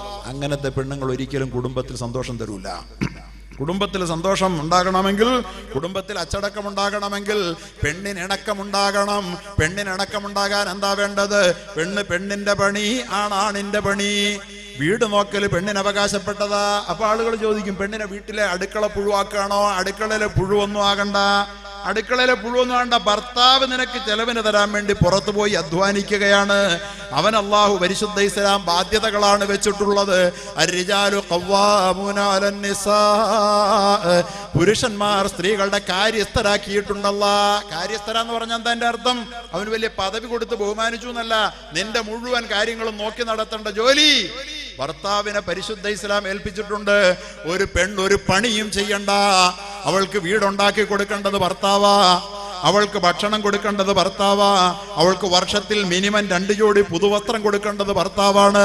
അവളെ കല്യാണം കഴിക്കുന്ന സമയത്ത് മഹർ സ്വന്തം അധ്വാനിച്ച പണത്തിൽ നിന്ന് മഹർ ഉണ്ടാക്കി കൊടുക്കേണ്ടത് ഭർത്താവാ. അതുകൊണ്ട് ഭർത്താവ് കാര്യസ്ഥനാണെന്ന് പരിശുദ്ധ ഖുർആൻ. അത് അംഗീകരിക്കാൻ വകവെച്ചു കൊടുക്കാൻ തയ്യാറല്ല. അങ്ങനെ ഭർത്താവ് ഞങ്ങളെ ഭരിക്കൊന്നും വേണ്ട, ഞങ്ങളിപ്പോൾ പുതിയ കാലത്തിൻ്റെ പെണ്ണുങ്ങളാന്ന് പറഞ്ഞാൽ. ഞാൻ ഇന്നലെ ജൗളിക്കടയിൽ കയറി, ഞങ്ങളുടെ തൊടുപുഴയിലെ ജൗളിക്കടയിൽ. അവിടെ കയറിയിട്ട് ഡ്രസ്സ് എടുത്ത് കഴിഞ്ഞപ്പോൾ 5000 രൂപ ഒരു സെയിൽസ് ഗേളിന് കിട്ടുന്ന ശമ്പളത്തിന് നമുക്കറിയാം. 5000 രൂപയുള്ളൂ. 5000 രൂപയല്ലേ 10000 കിട്ടുന്ന സെയിൽസ് ഗേൾ കാണൂല. 12-8 മണിക്കൂർ ആ കടയിൽ വന്നിട്ട് സ്വന്തം ഭർത്താവിനെ അനുസരിക്കുന്നതിൻ്റെ 10 മടങ്ങ് പപ്പാ എന്ന് വിളിച്ചിട്ട് കടയുടെ ഓണറോട് സംസാരിച്ചുകൊണ്ട് എന്ത് പറഞ്ഞാലും കാഗ് കൊടുക്കുന്ന ഒരു 5000 രൂപയ്ക്ക് വേണ്ടിയിട്ട് ഒരു സെയിൽസ് ഗേളിന് തൻ്റെ മാനേജറെ ഇത്ര കണ്ട് അനുസരിക്കാമെങ്കിൽ തൻ്റെ ജീവിതത്തിൽ ഒരു മാസം 50,000 രൂപ ശമ്പളം വാങ്ങി വരുന്ന ഭർത്താവ്, അല്ലെ 25,000 രൂപ ശമ്പളം വാങ്ങി വരുന്ന ഭർത്താവ്, മാസം ഒന്ന് പൂർത്തിയാകുമ്പോൾ ഭാര്യയ്ക്കും മക്കൾക്കും പരിപൂർണമായിട്ടും ചെലവാക്കിയിട്ട് 10 പൈസ കയ്യിലില്ലാതെ കടം വാങ്ങേണ്ടുന്ന ഗതികേടിലേക്ക് പാവപ്പെട്ട ഭർത്താവ് അലയുമ്പോ ആ ഭർത്താവ് വീട്ടിൽ കയറി വന്നിട്ട് ഒരു ഗ്ലാസ് വെള്ളം കൊടുക്കാൻ ചോദിച്ചാൽ അത് കൊടുക്കാത്ത ഭാര്യ നല്ല ഭാര്യയാകുമെന്ന് ആരാ പറഞ്ഞത്? അനുസരണം ഭർത്താവിനോടല്ലേ പെണ്ണുങ്ങൾക്ക് പാടില്ലാതുള്ളൂ. സെയിൽസുകളാണെങ്കിൽ മാനേജറോട് കാണിക്കുമല്ലോ. 8 മണിക്കൂർ അവിടെ പോയിരുന്നിട്ട് അടിമയെ പോലെ പണി ചെയ്യുമല്ലോ. ഞാനൊരു ദിവസം ഒരു അഡ്വക്കേറ്റിന്റെ ഓഫീസിൽ കയറി ചെന്നു. ഒരുപാട് അഡ്വക്കേറ്റ്സ് നിരന്നിരിക്കുകയാണ്. അവിടെ ചെന്നപ്പോൾ ഒരല്പം വെള്ളം കിട്ടുമെന്ന് ചോദിച്ചു. ഉടനെ ഒരു ജൂനിയർ അഡ്വക്കേറ്റിനെ ബെല്ലടിച്ച് വിളിച്ചിട്ട് ഇച്ചിരി വെള്ളം കൊണ്ടുവരാൻ പറഞ്ഞു. വെള്ളം കൊണ്ട് കൊടുത്തത് അഡ്വക്കേറ്റാണ്. ഇത്തിരി ശമ്പളം കൊടുക്കുമെന്ന് കണ്ടാൽ ഏത് വിടുപണിയും സേവയും ചെയ്യാൻ പെണ്ണുങ്ങൾക്ക് ആണുങ്ങളുടെ മുമ്പിൽ പോലും മടിയില്ല എങ്കിൽ തൻ്റെ പ്രിയപ്പെട്ട ഭർത്താവ് തനിക്ക് മഹർ നൽകി വിവാഹം കഴിച്ച ഭർത്താവാണ്. സ്ത്രീധനം 10 പൈസ വാങ്ങിച്ചിട്ടില്ലാത്ത ഭർത്താക്കന്മാരാണ് ഈ ഇരിക്കുന്ന മുഴുവൻ ആളുകളും. കാരണം ഒരു മുസ്ലിങ്ങളല്ലേ. മുസ്ലിങ്ങൾ സ്ത്രീധനം മേടിക്കുമോ? നമ്മളാരും മേടിച്ചിട്ടില്ല, മേടിക്കൂല. മഹർ അങ്ങോട്ട് കൊടുത്തിട്ടേ ഉള്ളൂ. അങ്ങനെയുള്ള ഭർത്താവിന്റെ പേരിലാണ് മുഹമ്മദ് റസൂലുള്ള പറഞ്ഞത്, ലഇൻ അമർ ഏതെങ്കിലും ലൗ കുന്തു ആമുറു അഹദൻ അൻ യസ്ജുദ ലി അഹദിൻ, ഏതെങ്കിലും ഒരാളോട് മറ്റൊരാൾക്ക് സുജൂദ് ചെയ്യാൻ ഞാൻ പറഞ്ഞിരുന്നെങ്കിൽ ലഅമർതുൽ മർഅതാൻ തസ്ജുദ ലി സൗജിഹാ, ഭാര്യയോട് ഭർത്താവിനോട് സുജൂദ് ചെയ്യാൻ ഞാൻ പറഞ്ഞേനെ. പറയൂല, പറഞ്ഞിട്ടില്ല.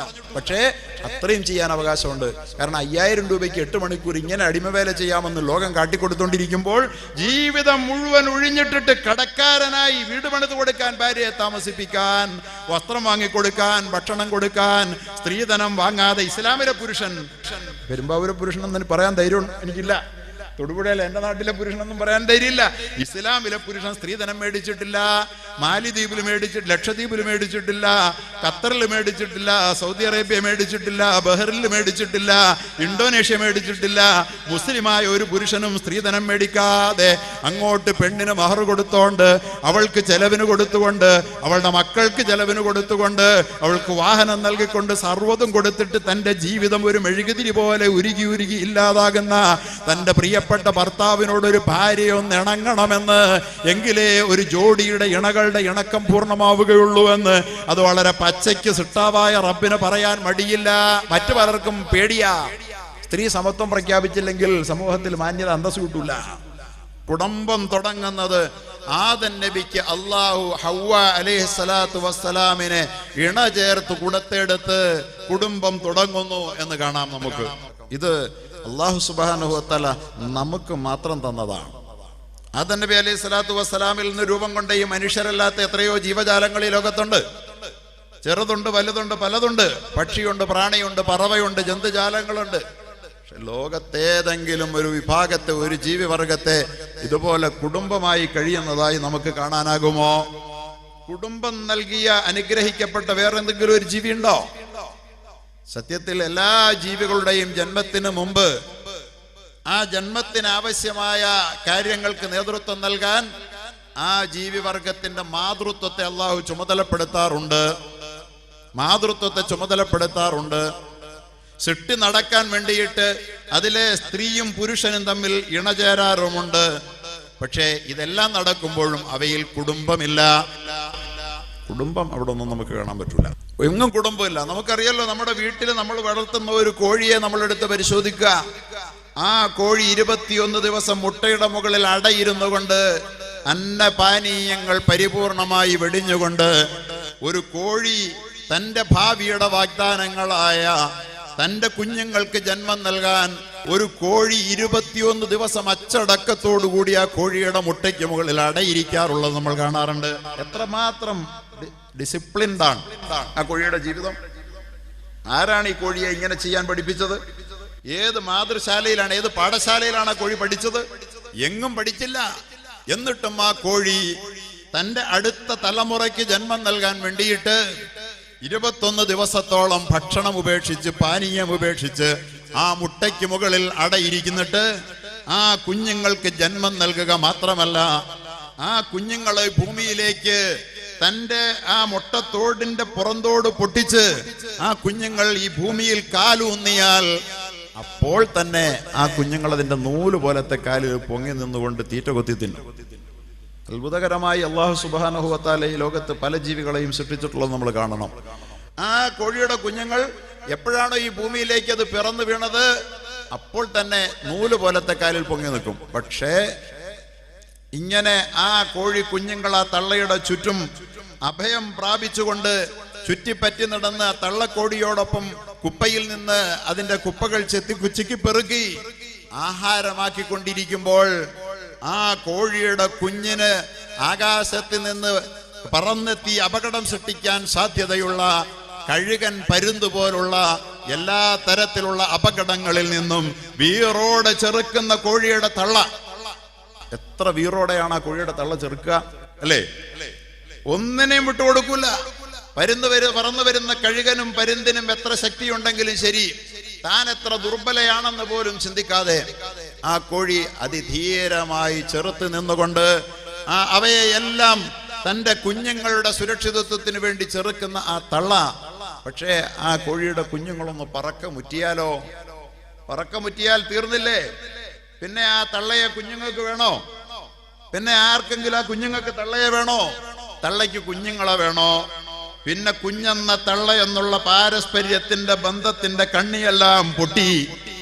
അങ്ങനെ ഇനി അന്യോന്യം അവർ തമ്മിൽ കണ്ടാൽ പോലും അറിയാത്ത വിധത്തിൽ ആ കുഞ്ഞുങ്ങൾ വഴിമാറി നടക്കുകയാണ്.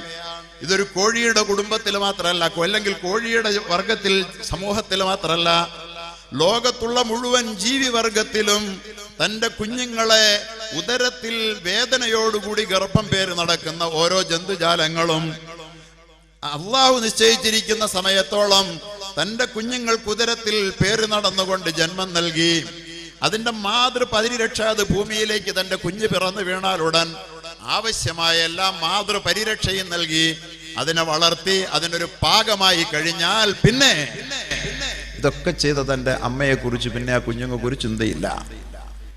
ആ കുഞ്ഞിനെ കുറിച്ച് പിന്നെ അമ്മയ്ക്കും ഒരു ചിന്തയില്ല. അമ്മ ബന്ധം മക്കൾ ബന്ധമെല്ലാം അറ്റുപോവുകയാണ്. ഭാര്യ അല്ലെങ്കിൽ ഭർത്താവ് എന്നത് തരത്തിലുള്ള ബന്ധത്തിന്റെ കണ്ണി പൊട്ടിപ്പോവുകയാണ്. എവിടെയും അങ്ങനെ ആയിരിക്കുമ്പോഴാണ് അല്ലാഹു തആല ഇതുപോലുള്ള ഒരു ഇണയെ മനുഷ്യവംശത്തിന്റെ ആദി പിതാവിന് ആദം നബി അലൈഹി സ്വലാത്തു വസ്സലാമിന് അല്ലാഹു കൊടുത്തത്. വഖലഖ മിൻഹാ സൗജഹാ, ആ അല്ലാഹു തആല അതിന്റെ ഇണയെ, ആദമിന്റെ ഇണയെ സ്വന്തം ബോഡിയിൽ നിന്ന് തന്നെയാണ് അല്ലാഹു തആല വേർതിരിച്ചെടുത്തത്. സ്വന്തം ശരീരത്തിൽ നിന്ന് അല്ലാഹു സുബ്ഹാനഹു വ തആല ഒരു ഇണയെ നൽകി. അത് ഹവ്വയാണ് അലൈഹി സ്വലാത്തു വസ്സലാം. അങ്ങനെ അവർ രണ്ടുപേരും തമ്മിൽ അഭേദ്യമായ തരത്തിൽ, അകലാനാവാത്ത വിധത്തിൽ അഭൗമമായ ഒരു ബന്ധത്തിന്റെ പേരിൽ ആ രണ്ട് ശരീരങ്ങൾ മാത്രമല്ല, ആ രണ്ടാത്മാവുകൾ അത്ഭുതകരമായ നിലയിൽ വിളക്കി ചേർക്കപ്പെട്ടു. അള്ളാഹു പറയുകയാണ് വഖലഖ മിൻഹാ സൗജഹാ. അല്ലാഹു തആല ആദം അലൈഹി സ്വലാത്തു വസ്സലാമിന് തന്റെ ബോഡിയിൽ നിന്ന് ഒരു ഇണയെ പകുത്തു നൽകി. ഇണയെ നൽകി എന്നതിന് പരിശുദ്ധ ഇസ്ലാമിൽ വലിയ പ്രാധാന്യമുണ്ട്. കുടുംബത്തെക്കുറിച്ച് ചിന്തിക്കുമ്പോൾ ഏറ്റവും പ്രധാനമായി നമ്മൾ ഓരോരുത്തരും മനസ്സിലാക്കിയിരിക്കേണ്ടത് അള്ളാഹു നമുക്ക് നൽകി ഇണ എന്ന ഈ യാഥാർത്ഥ്യത്തെയാണ്. ഇണയില്ലാതെ ഈ ലോകത്ത് നമുക്ക് നിലനിൽപ്പില്ല. ആ ഇണയുടെ ഇണക്കത്തിലൂടെയാണ് ഈ പ്രകൃതിയുടെ തന്നെ നിലനിൽപ്പ് അള്ളാഹു ഉറപ്പുവരുത്തിയത്. ഇണകൾ എത്ര ഇണങ്ങുന്നു അത്ര കണ്ട് ലോകം നിലനിൽക്കുന്നു. കുടുംബത്തിൽ സന്തോഷം വരാൻ പുണ്യ റസൂലുള്ള വീണ്ടും ഒരിക്കൽ ചോദിക്കുകയുണ്ടായി, നിങ്ങൾക്കറിയുമോ ഈ ലോകത്തൊരു പുരുഷൻ നേടിയ ഏറ്റവും വലിയ സമ്പത്ത് എന്താണെന്ന്? അലാ ഉഖ്ബിറുക്കും ബിഖൈരി മാ യക്നിസുൽ മർഉ, ഒരു പുരുഷൻ ഈ ലോകത്ത് നേടിയ ഏറ്റവും വലിയ സമ്പത്ത് എന്താണെന്ന് നിങ്ങൾക്കറിയോ? ഖാലൂ ബലാ യാ റസൂൽ, ഞാൻ പറഞ്ഞു തരട്ടെ എന്ന് റസൂലുള്ള ചോദിക്കുമ്പോ സഹാബാക്കൾ പറയുകയാണ്, ബലാ യാ റസൂലല്ലാഹ്, പറഞ്ഞാലും നബിയെ, ഒന്ന് പറഞ്ഞാലും. എന്താണ് ഈ ഭൂമിയിലെ ഏറ്റവും വലിയ പുരുഷന്റെ സമ്പാദ്യം? അതൊന്നറിയണം ഞങ്ങൾക്കെന്ന് പറഞ്ഞുകൊണ്ട് സഹാബാക്കൾ കാതു വട്ടം പിടിച്ചപ്പോൾ പുണ്യ റസൂല് പറയുകയാണ്, പുരുഷൻ ഈ ലോകത്ത് സമ്പാദിച്ച ഏറ്റവും വലിയ സമ്പാദ്യം ടൗണിന്റെ നഗരഹൃദയത്തിൽ വലിയ ഒരു കെട്ടിടം സമ്പാദിച്ചതല്ല, അല്ലെങ്കിൽ വളരെ പ്രധാനപ്പെട്ട മേഖലയിൽ 100 കണക്കിന് ഏക്കർസ് എസ്റ്റേറ്റ് സമ്പാദിച്ചതല്ല. ഇതൊന്നുമല്ല ഒരു പുരുഷന്റെ ഭൂമിയിലെ ഏറ്റവും വലിയ സമ്പാദ്യം. അൽ മർഅത്തു സാലിഹാ, തന്റെ ജീവിതത്തിന് ഒത്തിണങ്ങി പോകുന്ന, തന്റെ ഭർത്താവിന്റെ ജീവിതത്തിന് ഒത്താശ ചെയ്യുന്ന, അവന്റെ പ്രകൃതങ്ങളും അവന്റെ താല്പര്യങ്ങളും തിരിച്ചറിഞ്ഞ് അവനോട് സമരസപ്പെട്ടു പോകുന്ന സാലിഹത്തായ ഒരു ഭാര്യയാണ് ഈ ഭൂമിയിൽ ഒരു പുരുഷൻ കണ്ടെത്തിയ ഏറ്റവും വലിയ നിധി എന്ന് മുഹമ്മദ് മുസ്തഫ സല്ലല്ലാഹു അലൈഹി വസല്ലം. അത് കണ്ടെത്തുന്നതിൽ അവലും പരാജയപ്പെട്ടു പോയി. എല്ലാം കിട്ടി, പക്ഷെ അതില്ല. ആള് എംപിയാ, നല്ല സുന്ദരിയായ ഭാര്യയുണ്ട്. സുന്ദരിയായ ഭാര്യയല്ല നിധി. ലക്ഷങ്ങളും കോടികളും കൊടുത്താൽ ഏത് പരസ്യമായും കൊണ്ടുപോയി വിവസ്ത്രയായി അഴിഞ്ഞാട്ടം നടത്താൻ തയ്യാറുള്ള പെണ്ണ്, കാശ് കൊടുത്താൽ കിട്ടാത്ത സുന്ദരികൾ ലോകത്തെവിടെ ഉള്ളത് അല്ലേ? അവള് മൂല്യമുള്ളവളല്ല. കോടാന കോടികളിൽ ലോകം മുഴുവൻ കൊടുത്താലും തന്റെ ശരീരത്തിന്റെ ശിരസിൽ നിന്നൊരു തട്ടം മാറ്റാത്ത പെണ്ണ്, അതാണ് വിലയുള്ള പെണ്ണ് അല്ലേ? അതല്ലേ വില. തലയിൽ നിന്നൊരു തട്ടം മാറ്റിയിട്ട് നിന്റെ പള്ളിക്കുടം വേണ്ടടാ എന്ന് ഫ്രാൻസിന്റെ തെരുവീതിയിൽ ഞെളിഞ്ഞു നിന്ന് പറയുന്ന അൾജീരിയക്കാരി യൂറോപ്യൻ പെൺകുട്ടികളെ കണ്ട് പഠിക്കണം നമ്മുടെ താത്താമാർ. ആരാണുങ്ങൾ കയറി വരുമ്പോഴും എവിടെയൊക്കെ തട്ടം താത്തിയിടുക, ഉസ്താദന്മാരെ കാണുമ്പോൾ തട്ടം പൊക്കിയിടുക. പണ്ടൊക്കെ അങ്ങനെ ഉണ്ടായിരുന്നു, ഇപ്പൊ അങ്ങനെയില്ല. പണ്ടങ്ങനെ ഉണ്ടായിരുന്നു, ഇപ്പൊ അതുമില്ല അല്ലേ? ഏത് പുരുഷന്റെ മുമ്പിലും പരസ്യമായിട്ട് ഇറങ്ങി നടക്കുമ്പോൾ തട്ടം താത്തിയിടുക. എന്തിനു വേണ്ടിയാണ് ഇതൊക്കെ? അങ്ങനെ ഇറങ്ങി ഏതെങ്കിലും ഒരു പെണ്ണിറങ്ങി നടന്നാൽ അയ്യുമംറഅത്തിൻ ഖറജത് മിൻ ബൈതിഹാ മുതബർരിജതൻ വതഅത്തറത് ഫഹിയ സാനിയാ, അണിഞ്ഞൊരുങ്ങി അത്തറും പൂശി പരപുരുഷന്മാർക്ക് അവളുടെ സുഗന്ധം ഏശുന്ന വിധത്തിൽ തെരുവിലൂടെ നടന്നു പോകുന്ന ഏതെങ്കിലും പെണ്ണുണ്ടെങ്കിൽ അവൾ വ്യഭിചാര സന്നദ്ധയാണെന്ന് മുഹമ്മദ് മുസ്തഫ.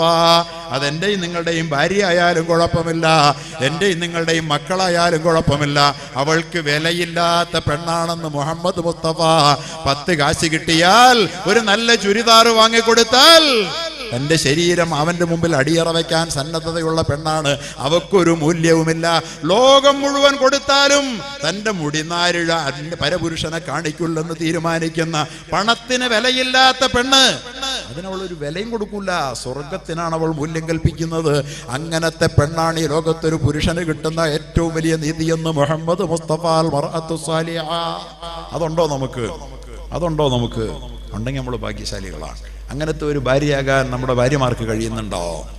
അതിന് സഹായകമായ നിലയിൽ അവളുടെ ഇംഗിതങ്ങൾ അറിഞ്ഞുകൊണ്ട് സ്വന്തം അധ്വാനം കൊണ്ട് അവളുടെ ആവശ്യങ്ങൾക്ക് ചെലവിന് നടത്തുന്ന അവളുടെ പിതാവിന്റെ കയ്യിൽ നിന്ന് സ്ത്രീധനം പിടിച്ചു വാങ്ങാത്ത ഭർത്താവായോ നമ്മൾ? എങ്കിൽ നമ്മൾ ആണുങ്ങളുമായി അള്ളാഹുവിൻ്റെ മുമ്പിൽ നമ്മളപ്പോൾ ആണുങ്ങളായി, അള്ളാഹുവിൻ്റെ മുമ്പിൽ അള്ളാഹുടെ ഇഷ്ടപ്പെട്ട പെണ്ണായി, കുടുംബത്തിന് ചേർന്നവർ. ഇതാണ് കുടുംബത്തിന് ചേർന്നവർ. റസൂലുള്ളാഹി പറഞ്ഞു, ആരാണ് ഈ മർഅത്തു സാലിഹ? ഇദാ നദറ ഇലൈഹാ സറത്തുഹു, നീ വീട്ടിലേക്ക് കയറി വന്നിട്ട് അവളെ ഒന്ന് നോക്കിയാൽ നിന്റെ മനം കുളിർത്തു പോകുമെന്ന് മുഹമ്മദ് മുസ്തഫ. ഓ, എന്താ ഐശ്വര്യ റായ് ആണോ വീട്ടിരിക്കണേ? മനം കുളിർത്തു പോകാൻ? അങ്ങനല്ല. നീ നിനക്കിണങ്ങിയ പെണ്ണിനല്ലേ നീ കെട്ടിവിട്ടിക്കൊണ്ടേ ഇരുത്തിയിരിക്കുന്നേ. നീ വിഷമിച്ച് പുറത്തു പോയി നീ പലതരം പ്രാരാബ്ദങ്ങളും ഏറ്റുവാങ്ങി വീട്ടിലേക്ക് കയറി വരുമ്പോ വാതിൽ തുറന്നു കൊടുത്തിട്ട് ഒരു ചിരിക്കുന്ന പുഞ്ചിരിക്കുന്ന മുഖവുമായി നിന്റെ ഭാര്യ നിന്നെ അഭിമുഖീകരിച്ചാൽ അത് മതി. ഐശ്വര്യ റായിയുടെ 1000 ചിരി പോലും നിന്റെ ഭാര്യയുടെ പുഞ്ചിരിക്ക് പകരമാകൂല. നീ വീട്ടിൽ കയറി വരുമ്പോൾ അവളുടെ നേരെ നീ മുഖം തിരിക്കുമ്പോൾ ഒരു പുഞ്ചിരി സമ്മാനിച്ചുകൊണ്ട് നിന്റെ നേരെ നിന്നെ അഭിമുഖീകരിക്കുന്ന ഒരു പെണ്ണ് അവളോളം സാലിഹത്തായ ഭാര്യയില്ലെന്ന് മുഹമ്മദ് മുസ്തഫ. അതാകാൻ വെള്ളിത്തിരയിലെ മിന്നുന്ന നായികമാർക്ക് പറ്റാത്തത് കൊണ്ടല്ലേ ഗ്ലാമറിന്റെ ലോകത്ത് ദാമ്പത്യത്തിന് ആയുസില്ലാത്തത്. ഏറ്റവും വലിയ സുന്ദരികളാണെന്ന് പറഞ്ഞ ഏതെങ്കിലും സിനിമാ നടിമാർ ദാമ്പത്യ ജീവിതത്തിൽ വിജയിച്ചിട്ടുണ്ടോ? കാരണം ഭർത്താവ് പുറത്തവൾക്ക് ചിരിക്കാനറിയാം, വീട്ടിൽ കയറി വരുന്ന ഭർത്താവിൻ്റെ മുമ്പിൽ ഹൃദ്യമായി ചിരിക്കാനറിയില്ല. റസൂലുള്ളാഹി മനഃശാസ്ത്രം അറിഞ്ഞ ആളാണ്. അതുകൊണ്ടാണ് ഹാവുലെ കെല്ലീസ് പറഞ്ഞത്, the only teacher who faced the problem of sex fairly and honestly was the prophet of Islam Muhammad sallallahu alaihi wasallam. ഇന്ന് ജീവിച്ചിരിക്കുന്ന 20-ാം നൂറ്റാണ്ടിൽ ജീവിച്ചിരുന്ന ഏറ്റവും പ്രശസ്തനായ ലൈംഗിക ശാസ്ത്രജ്ഞൻ ഹാവുലെ കെല്ലീസ് അദ്ദേഹം പറഞ്ഞു, the only teacher who faced the problem of sex fairly and honestly was the prophet of Islam. ലൈംഗിക പ്രശ്നങ്ങളെ സത്യസന്ധമായും ഫെയർലി ആൻഡ് ഹോണസ്റ്റ്ലി നിഷ്പക്ഷമായും അഭിമുഖീകരിച്ച ലോകം കണ്ട ഒരേ ഒരു അധ്യാപകൻ മുഹമ്മദ് മുസ്തഫ എന്ന് മുസ്ലിയാക്കന്മാരല്ല പറഞ്ഞേ. ലോകത്ത് ജീവിച്ചിരിക്കുന്ന മുഴുവൻ ലൈംഗിക ശാസ്ത്രജ്ഞന്മാരും ഏറ്റവും വലിയ നോബൽ സമ്മാന ജേതാക്കൾ സർട്ടിഫൈ ചെയ്തു പോയി ഈ പ്രവാചകന്. ആ നബിയ പറഞ്ഞു തരുന്നത് ദാമ്പത്യം വിജയിക്കാനുള്ള വഴി. കൗൺസിലിംഗ് സെന്ററിൽ പോയി വല്ലവനെയും കാണാൻ പോയിട്ട് കാര്യമൊന്നുമില്ല. ഒന്നാമത്തെ ദാമ്പത്യ ജീവിതം, കുടുംബജീവിതം സമാധാനപരമാകാൻ ഭർത്താവ് തൻ്റെ ബാധ്യതകൾ ഭംഗിയായി നിർവഹിച്ചുകൊണ്ട് തൻ്റെ ഭാര്യയ്ക്കും മക്കൾക്കും വേണ്ടി ജീവിതം ഒഴിഞ്ഞു വെക്കുമ്പോ അതവൻ ചെയ്യണം. പരമാവധി സ്നേഹം സമ്മാനിക്കുമ്പോൾ തൻ്റെ പ്രിയപ്പെട്ട ഭാര്യ തൻ്റെ ഭർത്താവിനെ സന്തോഷിപ്പിക്കാൻ വേണ്ടി സിനിമയിൽ ഈ മത്സരം നടക്കുന്നേ. ആ സിനിമ വീട്ടിൽ ആഘോഷിക്കാനാ പറയണേ. അപ്പൊ കലാപരമായ അവസരങ്ങൾ പെണ്ണിന് കൊടുത്തല്ലോ. നിന്റെ വീട് സിനിമയുടെ വെള്ളിത്തിരയാകട്ടെ. ഭർത്താവിന്റെ മുമ്പിൽ നന്നായി അഭിനയിക്കുന്ന ഭാര്യയെ വെള്ളിത്തിരയിൽ കാഴ്ചവെക്കുന്നതിന് പകരം പ്രിയപ്പെട്ട പെണ്ണെ നിന്റെ വീട് നീ വെള്ളിത്തിരയാക്കി മാറ്റ്. ഭർത്താവ് കയറി വരുമ്പോൾ കൈ കൊടുത്ത് സ്വീകരിക്കുന്ന പ്രിയപ്പെട്ട ഭാര്യയാകുക. അങ്ങനെ തന്നെ റസൂലുള്ളാഹി പറഞ്ഞേ. പ്രണയം മുട്ടിടേണ്ടത് വീടുകളിലാണ്, ദാമ്പത്യത്തിലാണ്. ഇന്ന് ലോകത്ത് പ്രണയം മുട്ടിടുന്നത് പുറത്താ. കല്യാണത്തിന് മുമ്പ് പ്രണയം, കല്യാണം കഴിഞ്ഞാൽ പ്രണയത്തിന്റെ പട്ടട ചവക്കുഴി അല്ലേ. അല്ലാഹുവിന്റെ റസൂൽ പ്രണയിച്ചു, ആയിഷയെ പ്രണയിച്ചു, ഖദീജയെ പ്രണയിച്ചു. അതൊരു വല്ലാത്ത പ്രണയമായിരുന്നു. മുഹമ്മദുർ റസൂലുള്ളാഹി സല്ലല്ലാഹു അലൈഹി വസല്ലമ തങ്ങൾ വീട്ടിലേക്ക് കയറി വരുമ്പോൾ തൻ്റെ ടീനേജുകാരിയായ ഭാര്യ ആയിഷ സിദ്ദീഖ റളിയല്ലാഹു തആല അൻഹ ഒരു ഗ്ലാസിൽ പാൽ കുടിക്കുകയാണ്. ടീനേജ് ഭാര്യ എന്ന് ഞാൻ പറയട്ടെ പുതിയ ഭാഷയിൽ. അള്ളാഹുവിൻ്റെ റസൂലിൻ്റെ ഭാര്യ ആയിഷ റളിയല്ലാഹു തആല എനിക്ക് വഫാത്താകുമ്പോൾ, അള്ളാഹുവിൻ്റെ റസൂൽ വഫാത്താകുമ്പോൾ 18 വയസ്സേ ഉള്ളൂ. ടീനേജ് അല്ലേ. ടീനേജ് ഭാര്യയായ ആയിഷ റളിയല്ലാഹു തആല അൻഹ പാൽ കുടിച്ചുകൊണ്ടിരിക്കുകയാ. കയറി വന്ന പ്രിയപ്പെട്ട പ്രവാചകൻ ഒരു കാതലനെ പോലെ അള്ളാഹുവിന്റെ റസൂൽ ആയിഷയുടെ നേരെ പാഞ്ഞു വന്നിട്ട് ആ പാൽപാത്രത്തിന് നേരെ കൈനീട്ടിയപ്പോൾ ആയിഷ റളിയല്ലാഹു തആല അൻഹ കൊടുക്കാൻ വിസമ്മതിച്ചുകൊണ്ട് പാൽപാത്രം പിൻവലിച്ചപ്പോ അള്ളാഹുവിന്റെ റസൂൽ ആ പാൽപാത്രം ആയിഷയുടെ കൈകളിൽ നിന്ന് തട്ടിപ്പറിക്കുകയാണ്. ഇതൊക്കെ എവിടെയാ കാണുക? ഇതൊക്കെ വീട്ടിലുണ്ടാകേണ്ടതാ, കുടുംബത്തിലുണ്ടാകേണ്ടതാ. ഭാര്യയോട് സ്നേഹവിണക്കം പങ്കിടേണ്ടതാ. ഭർത്താവാകാൻ പഠിക്കണം. അതാ കലാപരതയുള്ള ഒരു ഭർത്താവ്, ഇത്രയും കലാപരമായ ഒരു ഭർത്തൃജീവിതം. വെള്ളിത്തിരയിലും സിനിമയിലും പോയാലേ കലാകാരനാകാൻ പറ്റുള്ളൂ എന്ന് വിചാരിക്കുമ്പോഴാണ് കുഴപ്പം. ജീവിതം കലയാക്കി മാറ്റണം. അപ്പൊ കുടുംബം സന്തോഷമാകും. ജീവിതം കലയാക്കണം. നമുക്കൊരു നല്ല ഭർത്താവാകാൻ വേണ്ടി ഒന്ന് യത്നിച്ചുകൂടെ? നല്ലൊരു ഭർത്താവ് വെള്ളിത്തിരയിൽ നമ്മൾ കണ്ട ഏതെങ്കിലും ഭർത്താവിനെ കണ്ടിട്ടുണ്ടെങ്കിൽ അതിനേക്കാൾ മികച്ച ഒരു ഭർത്താവായി വീട്ടിൽ മാറാൻ, അതുപോലെ ഭാര്യയായി മാറാൻ കഴിഞ്ഞാൽ അവിടെ ജീവിതം തളിരിട്ടു മൊട്ടിട്ടു, മക്കൾക്ക് സന്തോഷമായി, മനസമാധാനമായി, സ്വർഗം അവരെ കാത്തിരിക്കുകയാണ് കൊതിയോടെ. അവിടെയല്ലേ ഇത് തുടങ്ങിയത്. അവിടേക്ക് വരാനുള്ള അർഹത തെളിയിക്കുന്ന ഭാര്യയെ കാണുമ്പോ, ഭർത്താവിനെ കാണുമ്പോ അള്ളാന്റെ പരിശുദ്ധമായ സ്വർഗം കൊതിക്കുകയാ. അൽഹഖ്നാ ബിഹിം ദുർരിയത്തഹും വമാ അലത്നാ, പരിശുദ്ധ ഖുർആൻ പറഞ്ഞതാണ്. ഭാര്യയെയും മക്കളെയും കൂടെ കൈകോർത്ത് പിടിച്ചുകൊണ്ടാണ് കുടുംബജീവിതത്തിൽ നിന്ന് സ്വർഗത്തിലേക്ക് കയറി പോകണ്ടേ. ഇവിടെ പൊളിഞ്ഞാൽ അവിടെയും പൊളിയും, ഇവിടെ പൊളിഞ്ഞാൽ അവിടെയും പൊളിയും. അതുകൊണ്ട് നല്ലൊരു ഭാര്യ, ഒരു കുടുംബജീവിതം സമാധാനമാകാൻ ഭർത്താവ് നോക്കിയാൽ സന്തോഷം പകരണം. ഭാര്യയുടെ ഒരു ചിരി, സന്തോഷമുള്ള ചിരി കാണാൻ ഭാഗ്യം കിട്ടാത്ത എത്രയോ ഭർത്താക്കന്മാർ ലോകത്തുണ്ടല്ലേ. അവര് ഈ ചിരിയുള്ള പെണ്ണിന്റെ മുഖം കാണാൻ വേണ്ടി വേറെ വല്ലയിടത്തും പോകേണ്ടി വരും. പണ്ടാരോ പറഞ്ഞു, ഭാര്യയുടെ സൗന്ദര്യം കാണണമെങ്കിൽ റോട്ടിൽ പോകണമെന്ന്. വീട്ടിൽ കാണാൻ പറ്റൂല. ഭാര്യ സുന്ദരിയായി നിൽക്കുന്ന കാഴ്ച കാണാൻ ഭർത്താവിന് അവകാശമില്ല വീട്ടില്. അവളങ്ങനെ ആകൂല. എന്റെ കെട്ടിയവനല്ലേ, ഇത്രക്കൊക്കെ പോരെ. അവളെ സുന്ദരിയായി കാണണമെങ്കിൽ പുറത്തു പോകണം. അള്ളാഹു കാക്കട്ടെ. എങ്ങനെയാ കുടുംബം നന്നാകുക, കുടുംബത്തിൽ സമാധാനം വരിക? രണ്ടാമത് റസൂലുള്ളാഹി പറഞ്ഞെന്തെന്നറിയോ? വൈദാ അമറഹാ അത്താഅതുഹു, അവളോട് ആ ഭർത്താവ് എന്തെങ്കിലും ഒരു കാര്യം കൽപ്പിച്ചാൽ അത് അവളങ്ങ് അനുസരിച്ച് കളയും. അവൾ ഒബേഡിയന്റ് ആയിരിക്കും ഭർത്താവിന്റെ മുമ്പിൽ, ഒരു മടിയും കാണിക്കുക. എന്റെ ഭർത്താവ് പറഞ്ഞാൽ ഞാൻ കേൾക്കും. തൻ കഴുത്തിൽ താലി വെച്ചോൻ തൻ കണവൻ അന്യനത്ര, ലങ്കമുടി ചൂടിയാലും തുച്ഛനേ തുച്ഛൻ. തൻ്റെ കഴുത്തിൽ താലി വെച്ചവൻ തൻ കണവനാണ്. അന്യൻ എത്ര ലങ്കമുടി ചൂടിയാൽ എനിക്കെന്തവൻ തുച്ഛനാണെന്ന് പറഞ്ഞ ഭാരത സ്ത്രീകളുടെ ഭാവശുദ്ധി മലയാളത്തിന്റെ കവി വരച്ചിടുമ്പോ, പ്രിയപ്പെട്ടവരെ, അങ്ങനെ ഒരു നല്ല ഭാര്യയെ പ്രായോഗിക ജീവിതം കൊണ്ട് കാട്ടിത്തന്ന ദാമ്പത്യ ജീവിതത്തിന്റെ ഉത്തമ മാതൃക, ലോകം കണ്ട ഏറ്റവും വിജയിയായ ഭർത്താവ് മുഹമ്മദ് മുസ്തഫ സല്ലല്ലാഹു അലൈഹി വസല്ലം പാൽപാത്രം തട്ടിപ്പറിച്ച് തന്റെ കൈകളിൽ വെച്ച് പാൽപാത്രം ഒന്ന് ചുറ്റിക്കുകയാ. ആയിഷ പോലും ശ്രദ്ധയായി നോക്കി നിൽക്കുകയാണ്. എന്തിനുള്ള പുറപ്പാടാണ് തന്റെ പ്രിയപ്പെട്ട ഭർത്താവ് എന്ന് നോക്കി. എന്താണ് ഭർത്താവ് ചെയ്തത്? പ്രിയപ്പെട്ട നബി പ്രവാചകൻ ചെയ്തതെന്നല്ലേ? ആയിഷ ചുണ്ട് വെച്ചിടത്ത് തന്റെ ചുണ്ട് ചേർത്ത് വെച്ചുകൊണ്ട് ആ പാൽപാത്രത്തിൽ നിന്ന് മോന്തുന്ന ഒരു ഭർത്താവിനെ ലോകം 14 നൂറ്റാണ്ടുകൾക്ക് മുമ്പ് കണ്ടു. ആ പ്രവാചകന്റെ പേരാ മുഹമ്മദ് മുസ്തഫ സല്ലല്ലാഹു. ഒരു ഭർത്താവ് ഇങ്ങനെ ആയാൽ കുടുംബജീവിതത്തിൽ സന്തോഷം വരില്ലേ? ഇങ്ങനൊക്കെ വേണം. ഭാര്യയും മക്കളും ഒരുമിച്ചിരുന്നുണ്ടെന്ന കാഴ്ചയാണ് ആകാശത്തു നിന്ന് ഭൂമിയിലേക്ക് നോക്കുമ്പോ അള്ളാഹു കാണുന്ന ഭൂമിയിലെ ഏറ്റവും മനോഹരമായ കാഴ്ച.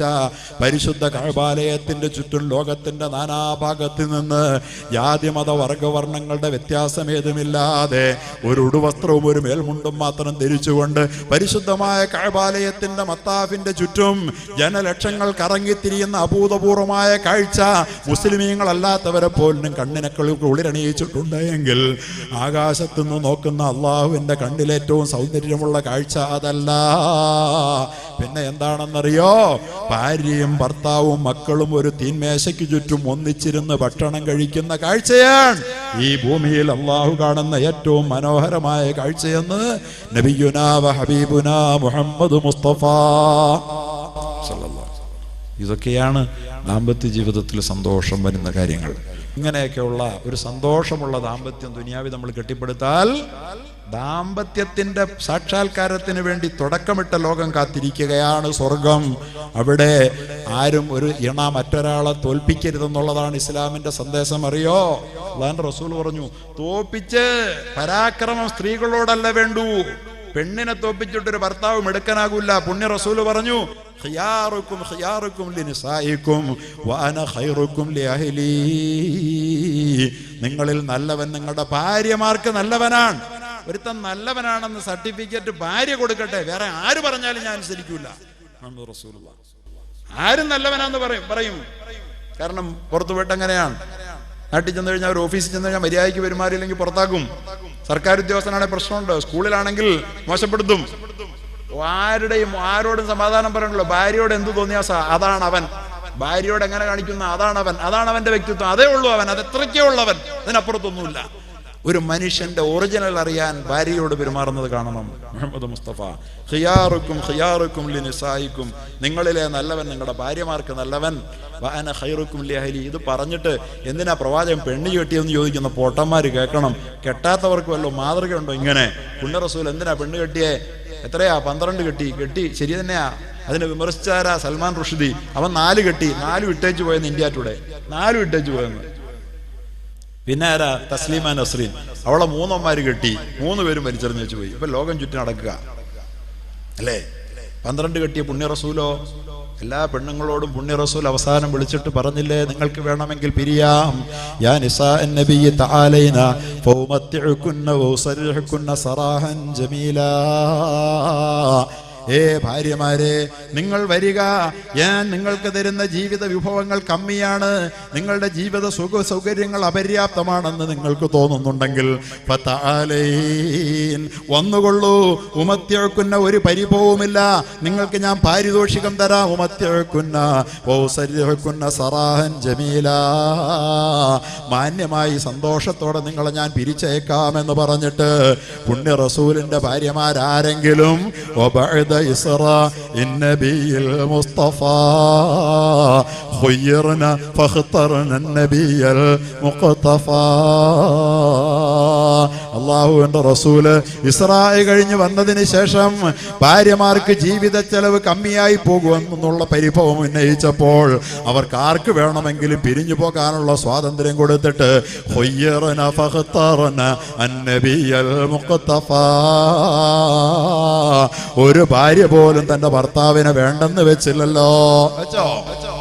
ഞാൻ എൻ്റെ ഭാര്യയ്ക്ക് നല്ലവനാണ്, വേണമെങ്കിൽ ആയിഷയോട് ചോദിക്ക്, വേണമെങ്കിൽ ഖദീജയോട് ചോദിക്ക്, ഉമ്മു സൽമയോട് ചോദിക്ക് എന്ന് ഖദീജയെ കുറിച്ച് പറയുമ്പോഴെല്ലാം ആയിഷ തന്നെ പറയാണ്, എനിക്കൊരു പെണ്ണിനോടും എൻ്റെ ജീവിതത്തിൽ അസൂയ തോന്നിയിട്ടില്ല. ഖദീജയോടല്ലാതെ അള്ളാന്റെ റസൂലിന്റെ ജീവിതത്തിന് സപ്പോർട്ട് നൽകിയ, താങ്ങായി തണലായി നിന്ന 7ഓളം വ്യവസായ സാമ്രാജ്യങ്ങൾ മക്കയിൽ നടത്തിപ്പോന്ന വ്യവസായ ശൃംഖലകളുടെ ഉടമസ്ഥയായിരുന്ന ഖദീജ. ആ ഖദീജയെ പോലെയാകാനാണ് വ്യവസായ പ്രമുഖനായ അബൂബക്കർ പോലും കൊതിച്ചു പോയത്. അബൂബക്കർ എന്ന് പറയുന്ന കച്ചവട പ്രമുഖന് തന്റെ കച്ചവട മേഖലയിൽ ഒരു റോൾ മോഡൽ ഉണ്ടായിരുന്നെങ്കിൽ ഖദീജയായിരുന്നു. ഖദീജയെ പോലെ ഒരു ബിസിനസ്സുകാരനായ തരക്കേടില്ല. ആ ഖദീജയ്ക്ക് 7 ബിസിനസ് സാമ്രാജ്യങ്ങൾ, ശൃംഖലകൾ. ആ ഖദീജ ആരെയാ കണ്ടെത്തിയത്? മൂല്യങ്ങളുടെ കുലപർവ്വതമായ മുഹമ്മദ് മുസ്തഫ മതിയെന്ന് അബൂ ജഹലടക്കം, അബൂ ലഹബടക്കം, അബൂ സുഫിയാനടക്കം, അബൂബക്കറടക്കം, ഉമറടക്കം അന്നത്തെ മക്കയിലെ പൗരപ്രമുഖന്മാരും പ്രമാണിമാരും അതിസുന്ദരന്മാരും എല്ലാം ഖദീജയുടെ ഭാര്യാപദത്തിന് വേണ്ടി തന്റെ വീട്ടുവാതിൽക്കൽ ക്യൂ നിന്നിട്ടുണ്ട്. പക്ഷേ നിർധനനായ സൽഗുണ സമ്പന്നനായ മുഹമ്മദ് നബിയെ തിരഞ്ഞെടുത്ത ഖദീജ റളിയല്ലാഹു തആല അൻഹ അള്ളാന്റെ റസൂൽ ഹിറ ഗുഹയിൽ പോയി സമൂഹത്തിന്റെ അധാർമികതകൾ കണ്ട് സഹിക്കവയ്യാത്ത മനസ്സുമായി ഹിറ ഗുഹയിൽ പോയി. തന്റെ 40 വയസ്സിനടുത്ത സമയത്ത് 3 വർഷത്തോളം 37 വയസ്സ് മുതൽ 40 വർഷം വരെയുള്ള 3 വർഷക്കാലത്ത് ഹിറ ഗുഹയിൽ പോയി ഏകാന്തനായി അള്ളാഹുവിനെയും ധ്യാനിച്ചുകൊണ്ട് സത്യം തന്റെ മേൽ സന്നിവേശിക്കാൻ വേണ്ടിയിട്ട് അള്ളാഹുവിന്റെ ഇബാദത്തിൽ വ്യാപൃതനായി. അങ്ങകലെ ഹിറായുടെ മലയിൽ പോയി ധ്യാനനിരതനായിരുന്നപ്പോൾ ഈ ഖദീജ, ഇത്രയും വലിയ സമ്പന്നയായ ഖുവൈലിദിന്റെ പുത്രി ഖദീജ ചെയ്തതെന്നറിയോ? അന്നവർക്ക് പ്രായം എത്രയെന്നറിയാമോ? 52 മുതൽ 55 വയസ്സ് വരെ പ്രായമുള്ള ആ മധ്യവയസ്കയായ സഹോദരി. ഇന്നും പ്രിയപ്പെട്ടവരെ, ഹിറ കണ്ടവരല്ലേ നമ്മൾ.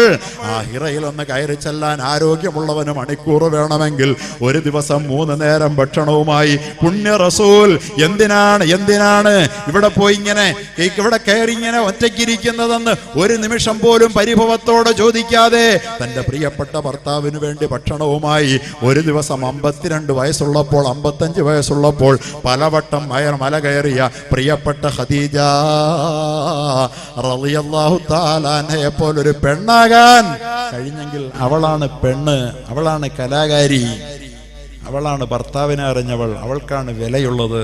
സ്വർഗം കൊതിക്കുകയാണ്, തുടികൊട്ടുകയാണ് ഖദീജയ്ക്ക് വേണ്ടി, അല്ലേ?